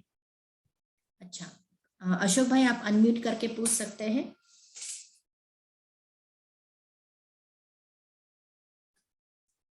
हाँ जी, बोलिए। आप सुन पा रहे हैं? आपकी आवाज हमको नहीं आ रही, आपने अनम्यूट तो किया है। अच्छा, और किसी को? विजय भाई आप पूछिए। ओम शांति दीदी। ओम शांति। दीदी, ये गुरु नानक देव वगैरह जो बहुत ही अच्छी आत्माएं थी, जिनको कुछ परमात्मा का ज्ञान था और उन्होंने दुनिया को ज्ञान दिया, तो वो आत्माएं परम धाम से सीधी गुरु नानक देव के रूप में आई थी या फिर उनके भी पहले शरीर धारण करके फिर इट्स अ बाद वेरी में? Good question. जो हमने उस लेसन में, क्योंकि मैंने कहा ना, हमने कुछ हिंदू बातों धर्म को में ऐसे सिखाया जाता है कि एक मिनट अर्क अशोक धर्म भाई, मुख्य हो। सॉरी अशोक भाई 1 मिनट, इनका सवाल पूरा करते फिर आप। या सॉरी नो प्रॉब्लम। तो ये सवाल भी अच्छा है, क्योंकि जो धर्मात्माएं होती हैं, जैसे देखो शिव बाबा भी धर्म स्थापन करते हैं, ब्राह्मण धर्म, ब्रह्मा मुख वंशाली ब्राह्मण, तो शिव बाबा पर काया प्रवेश करके करते हैं। तो वैसे धर्मात्माएं भी जब नाटक में पहली बार परमधाम से उतरती है, वो डायरेक्ट जन्म नहीं लेती है, वो किसी ना किसी पर काया में प्रवेश करके उनके मुख से ज्ञान सुनाती है। और जब ये ज्ञान धीरे धीरे फैलता है, लोग उनके फॉलोअर्स बन जाते हैं, तो उसी किसी फैमिली में जिनके वो फॉलोअर्स बन चुके हैं, उस फैमिली में बच्चे के रूप में फिर जन्म लेती है। तो पहले परकाया प्रवेश करते, इसीलिए जब क्राइस्ट को भी हम कहते हैं कि क्रॉस पर चढ़ाया था, वास्तव में क्राइस्ट की आत्मा कभी क्रॉस पर नहीं चढ़ सकती, क्योंकि वो अभी अभी परम धाम से उतरी है, उसके अंदर इतना पवित्रता की शक्ति है, ज्ञान की शक्ति है, उसके साथ इतना बुरा सलूक नहीं हो सकता। तो वो पर काया प्रवेश करके जिनके काया से उन्होंने ज्ञान सुनाया था, उसकी काया को क्रॉस पर चढ़ाया गया। उसके बाद जो क्रिश्चियन धर्म में जो बच्चा बना, उसके अंदर क्राइस्ट फिर जन्म लेकर अपना रोल अदा करते। तो पहला उनका जो एंट्री होती है परम धाम से नाटक में किसी भी धर्मात्मा की, वो पर काया प्रवेश कर होती है। और जब उनके धर्म की स्थापना हो जाती, तो अपने ही धर्म में वो आत्माएं शुरू से अंत तक जन्म लेते हैं। ठीक है दीदी, वो फिर जैसे गुरु नानक देव का जन्म हुआ, तो उसमें उनके अंदर जो आत्मा थी वो परमधाम से सीधी धरती पर आई थी, या गुरु नानक देव जो प्रॉपर गुरु नानक की आत्मा थी, जिनके द्वारा ये ज्ञान परमात्मा का उन्होंने देने का प्रयास किया, तो वो परम धाम से आते ही जन्म नहीं लेती है। परम धाम से आने के बाद वो परकाया किसी में प्रवेश करती, उनके मुख से ज्ञान देती है। फिर जैसे मैंने कहा, ज्ञान सुनकर जो आत्माएं प्रभावित होती है, उस तरह से जीवन शैली अपनाते हैं, तो उनका घर में जब किसी कोई बच्चा पैदा होता है, तो गुरु नानक की आत्मा प्रॉपर जन्म लेती है, या हर धर्मात्मा के बारे में ऐसा ही होता है। ठीक है, तो पहला उनकी एंट्री जन्म से नहीं होती है, पहला अवतरण होता है, और फिर कुछ समय के बाद वो जन्म लेना शुरू करते हैं। और जो धर्मात्मा होती है, उसके प्रति लॉ ऐसा है कि शुरू से अंत तक वो उसी धर्म में ही जन्म लेती है, और उसी धर्म की पालना करने के लिए निमित्त बनती है। वो भी विश्व नाटक में अभी धर्म, जैसे देवात्माएं विश्व नाटक में है, वैसे सारी धर्मात्माएं, संत आत्माएं, महान आत्माएं भी विश्व नाटक में है, लेकिन वो अपने उस ओरिजिनल स्वरूप में नहीं है, उनका भी स्वरूप चेंज हो चुका है।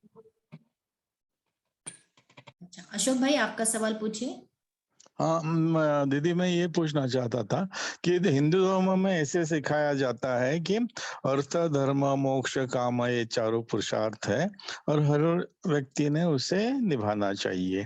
तो ये अभी आपने जो बात कही, काम विकार से पूरी तरह से दूर रहना चाहिए, वो थोड़ी मुझे कंफ्लिक्टिंग लगी। तो नहीं, इसके आप बारे इस में सेंटेंस का अर्थ बताएं मुझे, आपने जो सुना है उसका अर्थ क्या है? जो आपने बोला कि काम विकार से दूर रहना चाहिए, तभी हम तो पवित्र हो मैंने सकते। कहा वो मुझे पता है, लेकिन आपने जो श्लोक सुना है उसका अर्थ क्या है, वो आप मुझे बताएं। हाँ, मुझे उसका अर्थ ऐसे लगा कि ये जो चारों चीजें बताई है, वो निभाना, उसमें काम जो आता है उसको करना चाहिए, निभाना चाहिए। ये हर व्यक्ति का कर्तव्य है, तभी आप मोक्ष तक पहुंच सकते हैं, ऐसा मुझे उसका अर्थ लगता है। आपको लगता है या लिखने वाले ने भी लिखा होगा, लेकिन द्वापर युग से काम में गिरकर आज तक कितने लोग आत्माएं मोक्ष को पाई है, कितने आत्माओं के जीवन में सुख शांति आया, प्रैक्टिकल देखिए। अगर काम विकार में गिरने से अगर सुख शांति मिलती थी, तो आज सारी दुनिया सुखी होनी चाहिए थी, सारी नहीं, दुनिया खुद राम कृष्ण जैसे जो देवताएं हैं वो भी इसमें शामिल है। मतलब कृष्ण लीला की दो बातें हम सुनते हैं। राम और कृष्ण की आत्माएं भी काम विकार में गए थे, आपके पास कोई प्रूफ है इसका? नहीं, तो उनकी नहीं है, ऐसे भी प्रूफ नहीं है ना। ये तो प्रूफ भगवान, हम जो ये बातें करते हैं ज्ञान उसके कौन प्रूफ तो सुना होते रहा नहीं है। देखो, ज्ञान कौन सुना रहा है इसके ऊपर सारा निर्भर करता है। अगर समझो ज्ञान सुनाने के वाले के ऊपर ही आपको निश्चय नहीं हो, तो उसके किसी बातों पे भी आपको निश्चय नहीं होगा। जैसे हम देखो, संसार के अंदर भी कोई एक व्यक्ति होता है जो हमेशा सच बोलता है, और जो उसके समीप रहने वाले होते हैं उनको पता होता है ये आत्मा कभी भी कुछ भी हो जाए झूठ नहीं बोलेगी। तो आपको अगर वो कोई नई बात भी सुनाती है, आप उस बात पर डाउट नहीं करते हो, क्योंकि आपको बात पर डाउट हो सकता है, लेकिन सुनाने वाले पर डाउट नहीं है। सुनाने वाला हमेशा सत्य ही सुनाता है, तो आप उसकी नई बात को भी स्वीकार कर लेते हो। तो इस ज्ञान की नई बातों को समझने के लिए सबसे पहला निश्चय इस बात पर चाहिए कि सुना कौन रहा है। कोई देहधारी इस ज्ञान को नहीं सुना रहा है, और ये ज्ञान अब तक आपको कहीं भी किताबों में अगर मिलता था, तो दुनिया की आज ये हालत नहीं होती थी। अगर दुनिया परिवर्तन होनी है तो ज्ञान भी नया चाहिए, समझ भी नई चाहिए और सब कुछ नया चाहिए जो परमात्मा हमें दिखा रहा है। और प्रैक्टिकल में ये धारणाएं अपनाने वाले वो अपने जीवन में अनुभव कर रहे हैं। ये कोई सिर्फ कहने सुनने की बात नहीं है, ये अनुभव करने की बात है। आप भी प्रैक्टिकल में इस बात का अनुभव करके देख सकते हैं। ठीक है, ओके दीदी, मैं अभी सभी का टाइम नहीं लेना चाहता हूँ, फिर कभी हम बात कर सकते हैं, इसमें डिबेट हो सकता है इसके बारे में। यस, डिबेट करने, देखो भाई, डिबेट करने के लिए हम 4 घंटा 10 घंटा 4 दिन भी डिबेट कर सकते। पहली बात तो मैं डिबेट में कभी नहीं जाती हूँ। मैं सिर्फ इतना कहती हूँ कि मेरे बुद्धि को ये ज्ञान जचा है, मैं अपना रही हूँ, मेरे जैसे लाखों आत्माएं अपना रही है, हर एक को अपने जीवन में अनुभव हो रहा है। हम ब्रह्मा कुमारी इसका ज्ञान किसी के ऊपर थोपना नहीं चाहते हैं। It just we are sharing our knowledge. आपको ठीक लगा आपको फॉलो करना है, आपको ठीक नहीं लगा डिसकंटिन्यू इट। आपको जहां अच्छा लगता हो, जो अच्छा लगता हो, every man every human being has a freedom to do what they want to do. So we are not forcing you people to do it, लेकिन हम ये कह रहे हैं कि हमको ये अच्छा लगा, हमने ये प्रैक्टिकल में करके देख रहे हैं, हमें बहुत सुंदर अनुभूतियां हो रही है। अगर आपको भी करके देखना है, ट्राई करके देखना है, यू कैन ट्राई आउट। अगर नहीं करना है, चॉइस इज ऑलवेज योर्स। ठीक है, ओके दीदी, धन्यवाद। Thank you. ओम शांति। दीदी ओम शांति। हाँ जी, बोलिए। दीदी जैसे ये धर्मात्माएं आती हैं, अपना अपना धर्म स्थापन करती हैं, तो जब ये शरीर छोड़ के जाती है, बाबा ने कहा है ना कई मुरलियों में कि अपने अपने सेक्शन में जाए, तो यही सेक्शन होता है।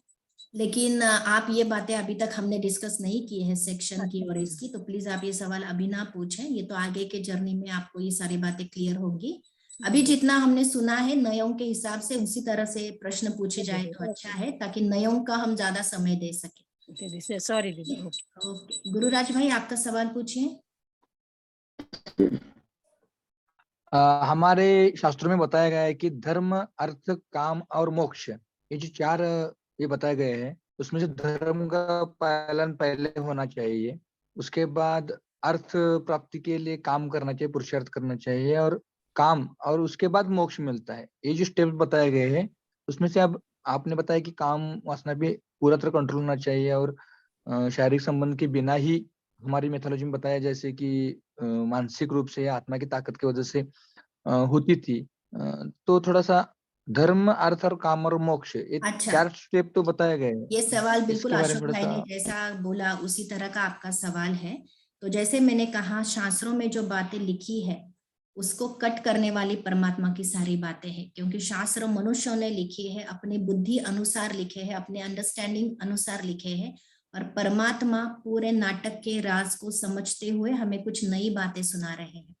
तो ये मैं इसको कट नहीं करना चाहूंगी। शास्त्रों में जो भी लिखा है, शास्त्रों में तो मन घटित कितनी दंत कथाएं लिखी है, हम कभी भी शास्त्रों के ऊपर 100% विश्वास नहीं कर सकते हैं, क्योंकि शास्त्रों के ऊपर चलने वाले कितने लोग होंगे। आज के समाज में शास्त्र सुनाने वाले बहुत हैं, कितने लोग हैं जो शास्त्रों की हर बात को फॉलो करते हैं और करते भी होंगे, तो कितनों के जीवन में आज सुख शांति है। देखो, हम जो भी अच्छा करते हैं, अल्टीमेट एम यही है कि जीवन में शांति हो, जीवन में खुशी हो, जीवन में पवित्रता हो, सात्विकता हो।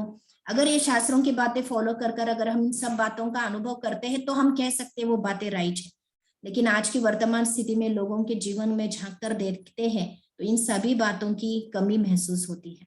तो जरूर हमने जो आज तक सुना था, समझा था, शायद उसमें कुछ मिसिंग है, और वही मिसिंग बातें शिव बाबा वर्तमान समय हमको क्लियर कर रहे हैं। तो इसीलिए शास्त्रों के साथ ये ज्ञान कभी भी मैच नहीं करेगा। आपको ट्राई करके देखना होगा। शास्त्रों की बातों को भी आप ट्राई करके देखिए, शिव बाबा की बातों को भी आप ट्राई करके देखिए। जहां से आपको फायदा महसूस होगा उसको आप कंटिन्यू कीजिए। ठीक है, ओके। और किसी को कुछ पूछना है?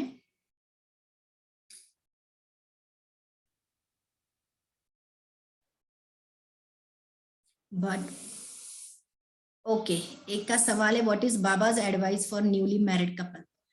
तो बाबा की एडवाइस चाहे न्यूली मैरिड कपल हो या पुराना मैरिड कपल हो, सबके लिए एक ही है कि आप पवित्रता को अपनाएं और अभी जो बचे कुछ साल है वो अपने अनेक जन्मों की कमाई में व्यतीत करें, उसको दुनियावी संसार की तरह बिताने में। क्योंकि इतने जन्म हमने संसार ही किया है, इतने जन्म हम इन सभी भौतिक चीजों के पीछे ही भागे हैं।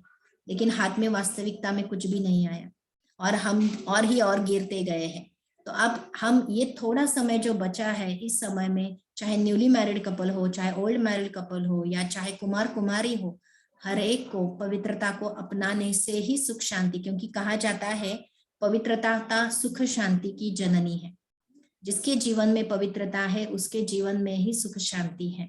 तो उसको अनुभव करना है तो आप ये 1 महीना 2 महीना ट्राई करके देख सकते हैं। If it works out for you, continue it. ठीक है। धर्म स्थापना कैसे होती है, हर धर्म अलग अलग कैसे बनते हैं, ये कल के सेशन में हमने कई बातें इसके बारे में क्लियर की थी कि कल्प वृक्ष में जैसे एक एक टालियां निकलती है वृक्ष की, वैसे एक एक धर्मात्मा इस नाटक में प्रवेश करती है, परकाया प्रवेश करती है, उनके अपनी जो मान्यता होती है परमात्मा के प्रति वो सबके सामने रखती है। उसको फॉलो करने वाले फिर उस धर्म को फॉलोअर्स बन जाते हैं, बाकी जो बचते हैं वो हिंदू बच जाते हैं। I find it difficult to relate and use the knowledge and information about various yugs and other aspects in day-to-day life. Okay, हमें सारे युगों में उलझने की जरूरत नहीं है, हम सिर्फ इतना समझ जाए कि हम अनेक युगों में से गुजरी हुई आत्मा है, हम ओरिजिनली बहुत शुद्ध है, हम बहुत पवित्र है, हम परमात्मा की संतान है और इस जन्म में हमें परमात्मा से सत्य ज्ञान सुन के समझ के अपने जीवन में सकारात्मकता लानी है। अगर इतनी बात भी मुझे क्लियर हो जाए, मुझे बहुत कुछ ज्ञान की बातों में उलझने की आवश्यकता नहीं है। वो धीरे धीरे जैसे आप परमात्मा के ज्ञान को और सुनते जाएंगे, कई बातें आपको क्लियर होती जाएंगी। क्या हर बात कोई एक ही धर्म में जन्म लेता है या अलग अलग? नहीं, सिर्फ धर्मात्माओं के लिए कंपलसरी होता है कि वो उसी धर्म में जन्म लेकर उसकी पालना के निमित्त होती है, लेकिन बाकी आत्माएं अलग अलग धर्म में जाती है। इनफैक्ट हिंदू धर्म की आत्माएं या देवी कुल की आत्माएं भी हम देखते हैं वर्तमान समय अलग अलग धर्म में चली गई है। इसलिए जब शिव बाबा का ज्ञान उन तक पहुंचता है तो हम देखते हैं, आप मधुबन में या माउंट आबू में कभी आएंगे संगठन देखने के लिए, तो हर कंट्री की, चाहे वो किसी भी बैकग्राउंड या किसी भी मुस्लिम हो, हिंदू हो, क्रिश्चियन हो, हर धर्म की आत्मा, हर कंट्री की आत्मा, बॉडी उनकी फॉरेनर की होगी लेकिन वो हमारी तरह साड़ी पहन के, हमारी तरह लाइफस्टाइल अपनाए हुए आत्माएं दिखाई देंगी। तो दिखने के लिए वो बचपन से फॉरेन कल्चर में पड़े बड़े होंगे या उसी प्रकार के संस्कार होंगे, लेकिन ज्ञान मिलने के बाद उनके वो देवी संस्कार इमर्ज होते हैं और वो पुनः इसी लाइफस्टाइल को अपनाते हैं। पवित्र आत्मा से होना चाहिए, तन से भी पवित्र रखने के लिए तो मैरिज न करें। जो कुमार कुमारी है तो बाबा वर्तमान समय उनको डायरेक्शन देते हैं कि अब गृहस्थी मार्ग में नहीं फंसो, क्योंकि समय कम है। अगर गृहस्थ में हम उलझेंगे तो हमारा काफी समय उसी में चला जाएगा और हम अपनी स्व उन्नति नहीं कर पाएंगे। लेकिन जिनका ऑलरेडी मैरिज हो चुका है तो वो घर गृहस्थ में रहते हुए भी कमल फूल के समान स्वयं को रखे, विकारों की दुनिया में रहते हुए भी विकार से स्वयं को मुक्त रखे। ठीक है, अच्छा, और कुछ किसी का कोई सवाल? मैं सरबजीत बोल रही हूँ कनाडा से। हाँ जी, बोलिए। मेरा भी आपने जो लास्ट में बोला कि घर गृहस्थ में रह के हमें पवित्र रहना, मैं घर गृहस्थ में हूँ।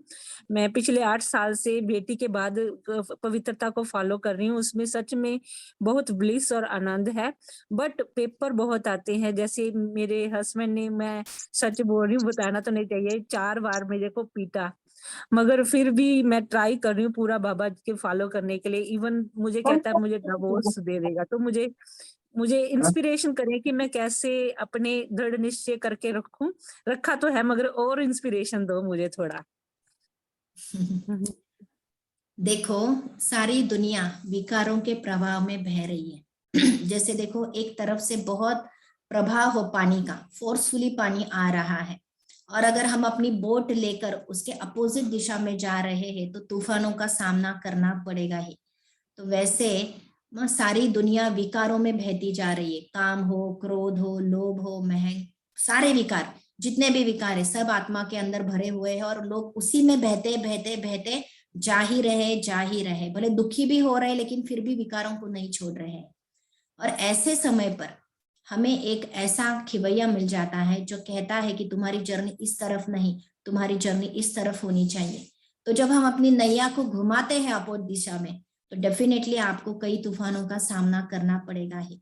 और ज्यादा तूफान तो तब आते हैं जब हम काम विकार को छोड़ने का प्रयास करते हैं, लेकिन ये तूफान तोहफा बन जाते हैं अगर हम शिव बाबा को अपना साथी बनाते हैं और हम जो कुछ भी कर रहे हैं, क्यों कर रहे हैं, अगर ये मुझे क्लियर है, इससे होने वाली प्राप्ति मुझे क्लियर है, तो कुछ भी मुश्किल अनुभव नहीं होता है। तो इसीलिए आप प्राप्तियों को सामने रखें, बाबा की मदद को सामने रखें, अपने जीवन के लक्ष्य को, मैं जो कर रही हूँ क्यों कर रही हूँ, इससे मुझे क्या फायदा होने वाला है, अगर वो सामने क्लियर है तो ये तूफान भी तोहफा बन जाएंगे। ठीक है। पवित्र आत्मा से होना चाहिए तन से। अच्छा, ये तो आई थिंक आपने पूछ लिया है। क्या पति पत्नी के संबंध कायम रखेंगे जब हम इसे फॉलो करेंगे? 100%।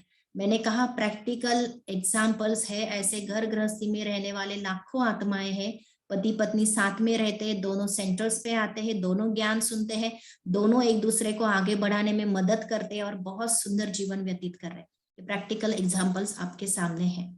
ठीक है। अच्छा, चलो आज फिर हम यहाँ पर ही पूरा करते हैं, 1 मिनट साइलेंस करेंगे। अच्छा, और महेश भाई आपको कुछ पूछना है? हाँ जी, मुझे पूछना था। ओम शांति दीदी। ओम शांति। ये आपने बोला कि गार्लिक नहीं खाना है, ऑनियन नहीं खाना है। एक तरह से आप देखा जाए तो इसमें बहुत सारे मेडिसिनल प्रॉपर्टीज होते हैं, तो यस, इसका ऑल्टरनेटिव क्या है एक्चुअली? और ये घर में कैसे कन्विंस करेगी मत खाने के लिए, जो बनाने वाला है उससे? हाँ, तो आप है ना, जो मेडिसिनल प्रॉपर्टीज है उसके अंदर, उसके ऑल्टरनेटिव्स इंटरनेट पे ही ढूंढ सकते हैं। अभी हम प्रैक्टिकली ब्रह्मा कुमार कुमारी जितने भी हैं, हम कोई भी नहीं खाते हैं, लेकिन हमको इतनी शारीरिक प्रॉब्लम्स नहीं है। तो कहीं ना कहीं से ये मिल रहा है, क्योंकि हम जो शुद्ध भोजन खाते हैं वो शुद्ध और सात्विक मानसिकता में बना हुआ भोजन ही हमारे हेल्थ को अच्छा रखता है। बाकी वो उससे कितना क्या मिल रहा है, उसके ऑल्टरनेटिव्स आपको इंटरनेट पे भी मिल जाएंगे, आप ढूंढ लेना उसके ऑल्टरनेटिव्स। वही एक चीज नहीं है। कितने कंट्री वाले होंगे जो वो शायद प्याज लहसुन नहीं भी खाते होंगे, लेकिन फिर भी जिंदा है, फिर भी जी रहे हैं, फिर भी हेल्दी है। तो हम जो ये मन में एक ब्लॉकेज बना लेते हैं कि ये नहीं होगा तो ये नहीं, ये ऐसा नहीं होगा, ये ब्लॉकेजेस हटा दिए। दुनिया में हर चीज के लिए ऑल्टरनेटिव है, बस हम उसको ढूंढने का प्रयास करें। तो मैं एग्जैक्टली मेडिकल बैकग्राउंड से नहीं हूँ, मैं आपको एग्जैक्टली नहीं बता पाऊंगी, लेकिन हमारे पास कई डॉक्टर्स है, उनको पूछ के मैं आपको इन्फॉर्म कर सकती हूँ। अच्छा, किरण भाई, आपको, किरण बहन, आपको कुछ पूछना है? मैम, जब हस्बैंड वाइफ दोनों अगर वो नहीं है ब्रह्मा कुमारी इसमें, तो एक ही है, तब काफी मुश्किल जाएगा ये सब का। 100% मुश्किलों का सामना करना पड़ता है, लेकिन दुनिया में देखो हमारे जीवन में क्या मुश्किलों की कमी है। पहले से हम कितने मुश्किलों को फेस कर रहे हैं, अगर वो फेस कर सकते हैं तो ये मुश्किल क्यों नहीं फेस कर सकते। बाकी दुनिया में आज देखते हैं हम रिश्तों में कितनी दरार है, कितने प्रॉब्लम्स है, शारीरिक कितनी बीमारियां हम फेस तो कर ही रहे हैं ना, लेकिन उससे कितना फायदा नहीं हो रहा फेस करके, जितना फायदा इस सिचुएशन को फेस करके आपको होगा। तो फायदे को हम देखें, क्या फेस कर रहे हैं इसको हम नहीं देखें। बेबी तलाक हो जाए तो उससे बच्चों की लाइफ पे भी असर पड़ सकता है। तलाक होने तक हमें आगे बढ़ना ही नहीं है। अगर आप सच में सच्चाई से इस धारणा को अपना रहे हैं, शिव बाबा की मदद लेकर अपना रहे हो, ये केस तलाक तक कभी जाती भी नहीं है। शुरू में आपको विरोध जरूर होगा, थोड़े झगड़े भी होंगे इस बात पर, लेकिन जितनी आप सात्विकता और पवित्रता और शुद्धता को मेंटेन रखेंगे अपने विचारों में, सबसे पहले यहाँ तो एक काम आपको करना होता है, आपके पार्टनर के साथ आपको बहुत पॉजिटिव व्यवहार करना होता है। एक चीज आप उनसे छीन रहे हैं, लेकिन उसके बदले में उनकी ज्यादा केयर, उनके प्रति ज्यादा अंडरस्टैंडिंग हम ये रखें। अच्छा, जो बोल रहे हैं वो प्लीज म्यूट करें ताकि दूसरे डिस्टर्ब ना हो। अच्छा, ये महेश भाई आपका या गुलशन कौन है, आप म्यूट कर लीजिए प्लीज। ठीक है, तो कहने का भाव ये था कि हमको प्यार से इस परिस्थिति का फेस करना है, हमें लड़ाई झगड़ा नहीं करना है, हमें कोई तलवार लेके खड़ा नहीं हो जाना है, लेकिन बहुत धीरे धीरे, एक दिन में नहीं होगा, बहुत धीरे धीरे धीरे अंडरस्टैंडिंग से उस आत्मा को, उस पार्टनर को बहुत पॉजिटिव वाइब्रेशंस देके, उनको भी अगर हम कोर्स के लिए कन्विंस कर सकते हैं विदाउट टेलिंग अबाउट दिस धारणा, पहले उनको कोर्स करा लीजिए, उनकी भी अंडरस्टैंडिंग को बढ़ा दीजिए और फिर साथ साथ चलने का प्रयास कीजिए। तो मुश्किलें आएंगी, लेकिन हम जितना पॉजिटिवली हैंडल करेंगे, तलाक तक ये सिचुएशन कभी नहीं जाएगी। ठीक है, थैंक यू। Thank you. हाँ गुरुराज भाई, आपको कुछ पूछना है? ओम शांति दीदी। ओम शांति। आपने आज के सेशन में बताया कि मैथोलॉजी के कुछ सिस्टम्स थे कि अपनी मन की शक्ति से और आत्मा की ताकत की वजह से जन्म हो जाते थे। जी जैसे हमने रामायण और महाभारत में भी देखा है कि कुंती को सूर्य से जो पुत्र प्राप्ति हुई, या रामायण में भी जो धनुष्यबाण डालते थे तो उससे बारिश बरसती थी, या ये संकल्प से सिद्ध हो सकता है। यस लेकिन वैसे भी आपने ये बताया कि मैथोलॉजी में ऐसा हो सकता था क्योंकि आत्मा की ताकत बहुत बढ़िया होती थी वहां पे, और मन का जो संकल्प होता था दृढ़ होता था। ये भी सत्य भी है। लेकिन आपने फिर भी एक बताया कि महाभारत और रामायण ये जो है ये काल्पनिक है, बिल्कुल और वैसे बताया गया है कि रामायण अयोध्या में था और कुरुक्षेत्र महाभारत कुरुक्षेत्र में था। श्रीलंका भी, अभी लंका भी जो है वो भी है। यो अभी जो लोकेशंस है वो भी अभी है, प्रॉपरली हमें दिखती है। लेकिन आपने बताया कि रामायण और महाभारत काल्पनिक है। थोड़ा सा ये अच्छा, कंफ्यूजन एक्चुअली मैं वो वीडियोस डालना भूल गई, उसमें आपके सारे सवालों के जवाब आपको मैं पॉसिबल हुआ तो आज वो वीडियोस डालूंगी। लेकिन शॉर्ट में अगर कहना चाहें, आप कुरुक्षेत्र को विजिट करेंगे, मैं प्रैक्टिकली कुरुक्षेत्र में गई हूँ, जो नॉर्थ के साइड है भारत में।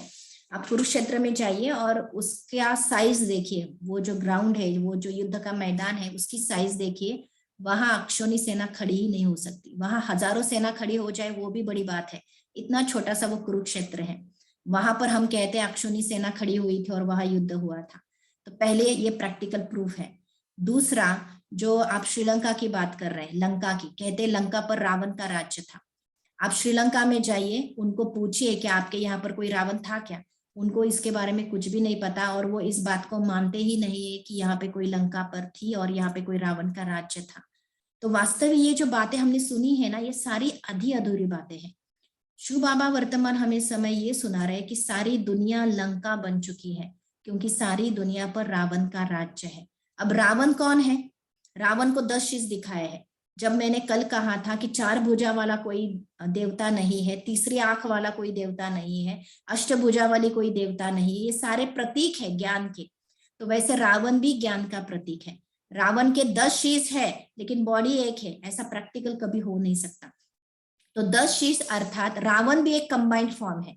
रावण और उसकी पत्नी समझो मंदोदरी दुनिया में कहा जाता है, वो जैसे उसका कंबाइंड फॉर्म है। रावण के 5 शीश अर्थात नर के 5 विकार, और रावण के दूसरे 5 शीश अर्थात नारी के 5 विकार। तो आत्मा, रावण ये आत्मा का ही स्वरूप है। जिस आत्मा में नर और नारी के विकार मौजूद है वो आत्मा रावण के समान है।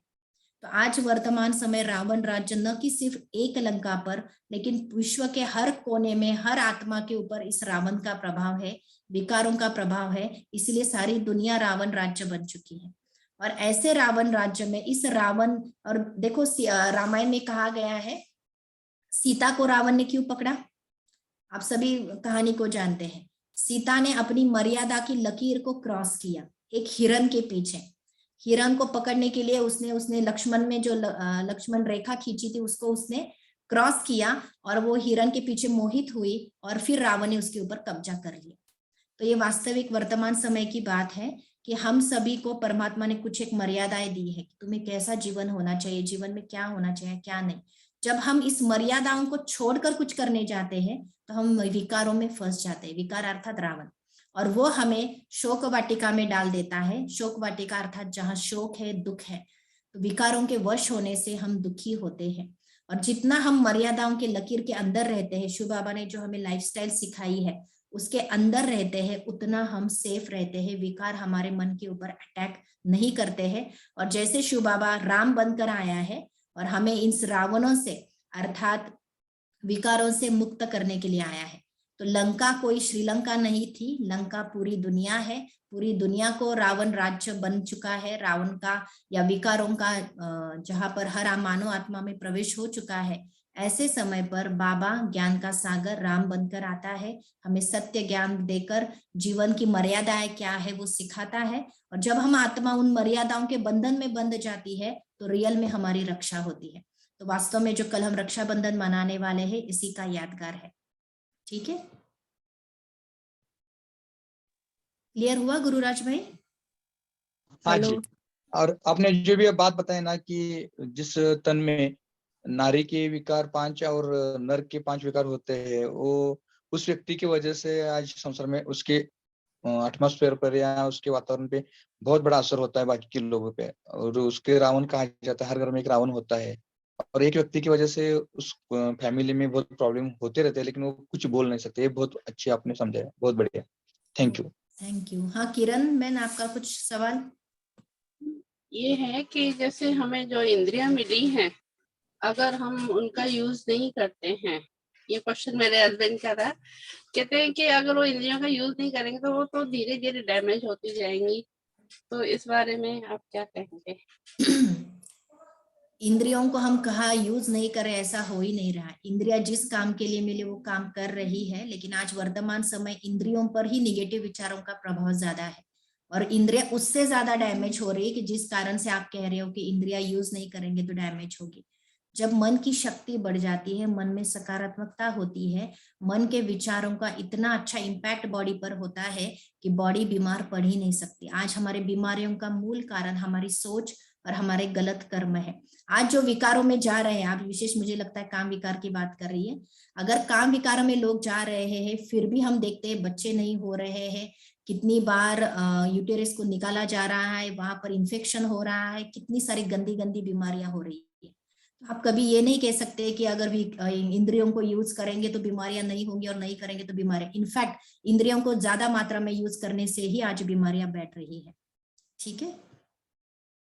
अच्छा, ये चैट विंडो पर सवाल है, may be in those days they must be using IUI और IVF techniques for child birth.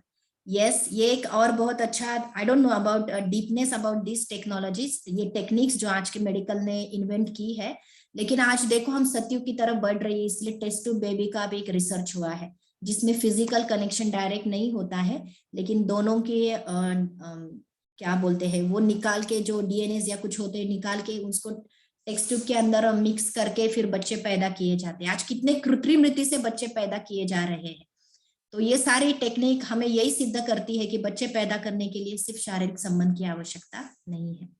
Good, thank you Amit भाई। आई थिंक ये डिस्कशन ऐसा है जो कभी खत्म नहीं होगा, और मैं इसलिए आप लोगों को हमेशा कहती रहती हूँ, सारे सवाल के जवाब एक वक्त में मिले जरूरी नहीं है, समय प्रति समय और गहरी बातें आप समझते ही जाएंगे और कई राज खुलते जाएंगे और आपके सवालों के जवाब आपको अपने आप मिलते ही जाएंगे। तो अभी हम इस सीरीज को इस दीदी सेशन मैं एक बस मेरा छोटा सा क्वेश्चन है, शायद वो आपके सब्जेक्ट से थोड़ा सा अलग है। जैसे मैं अभी आप आत्मा, ना पूछे सरजीत बहन, क्योंकि it's already late, it's 8:40, okay और आप मेरे को सवाल जो भी है पर्सनली पूछे, क्योंकि आपके सवाल काफी एडवांस है और मैं नहीं हाँ चाहती कि नए उनके साथ हम ये डिस्कस करें, तो आप मेरे से ठीक है, पर्सनली बात करें। ठीक है, तो आपको मैं बता, आप मुझे कॉल कर सकते हैं, मैंने नंबर अपना शेयर किया था, और फिर हम वहां पर हम डिस्कस कर सकते हैं।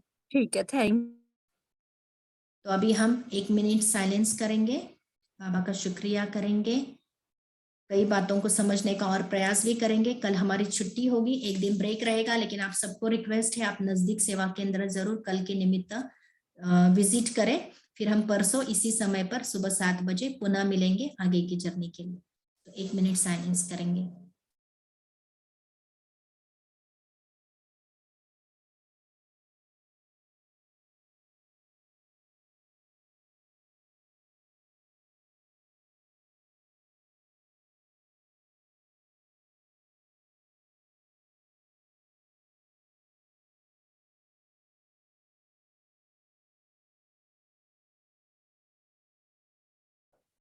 ओम शांति।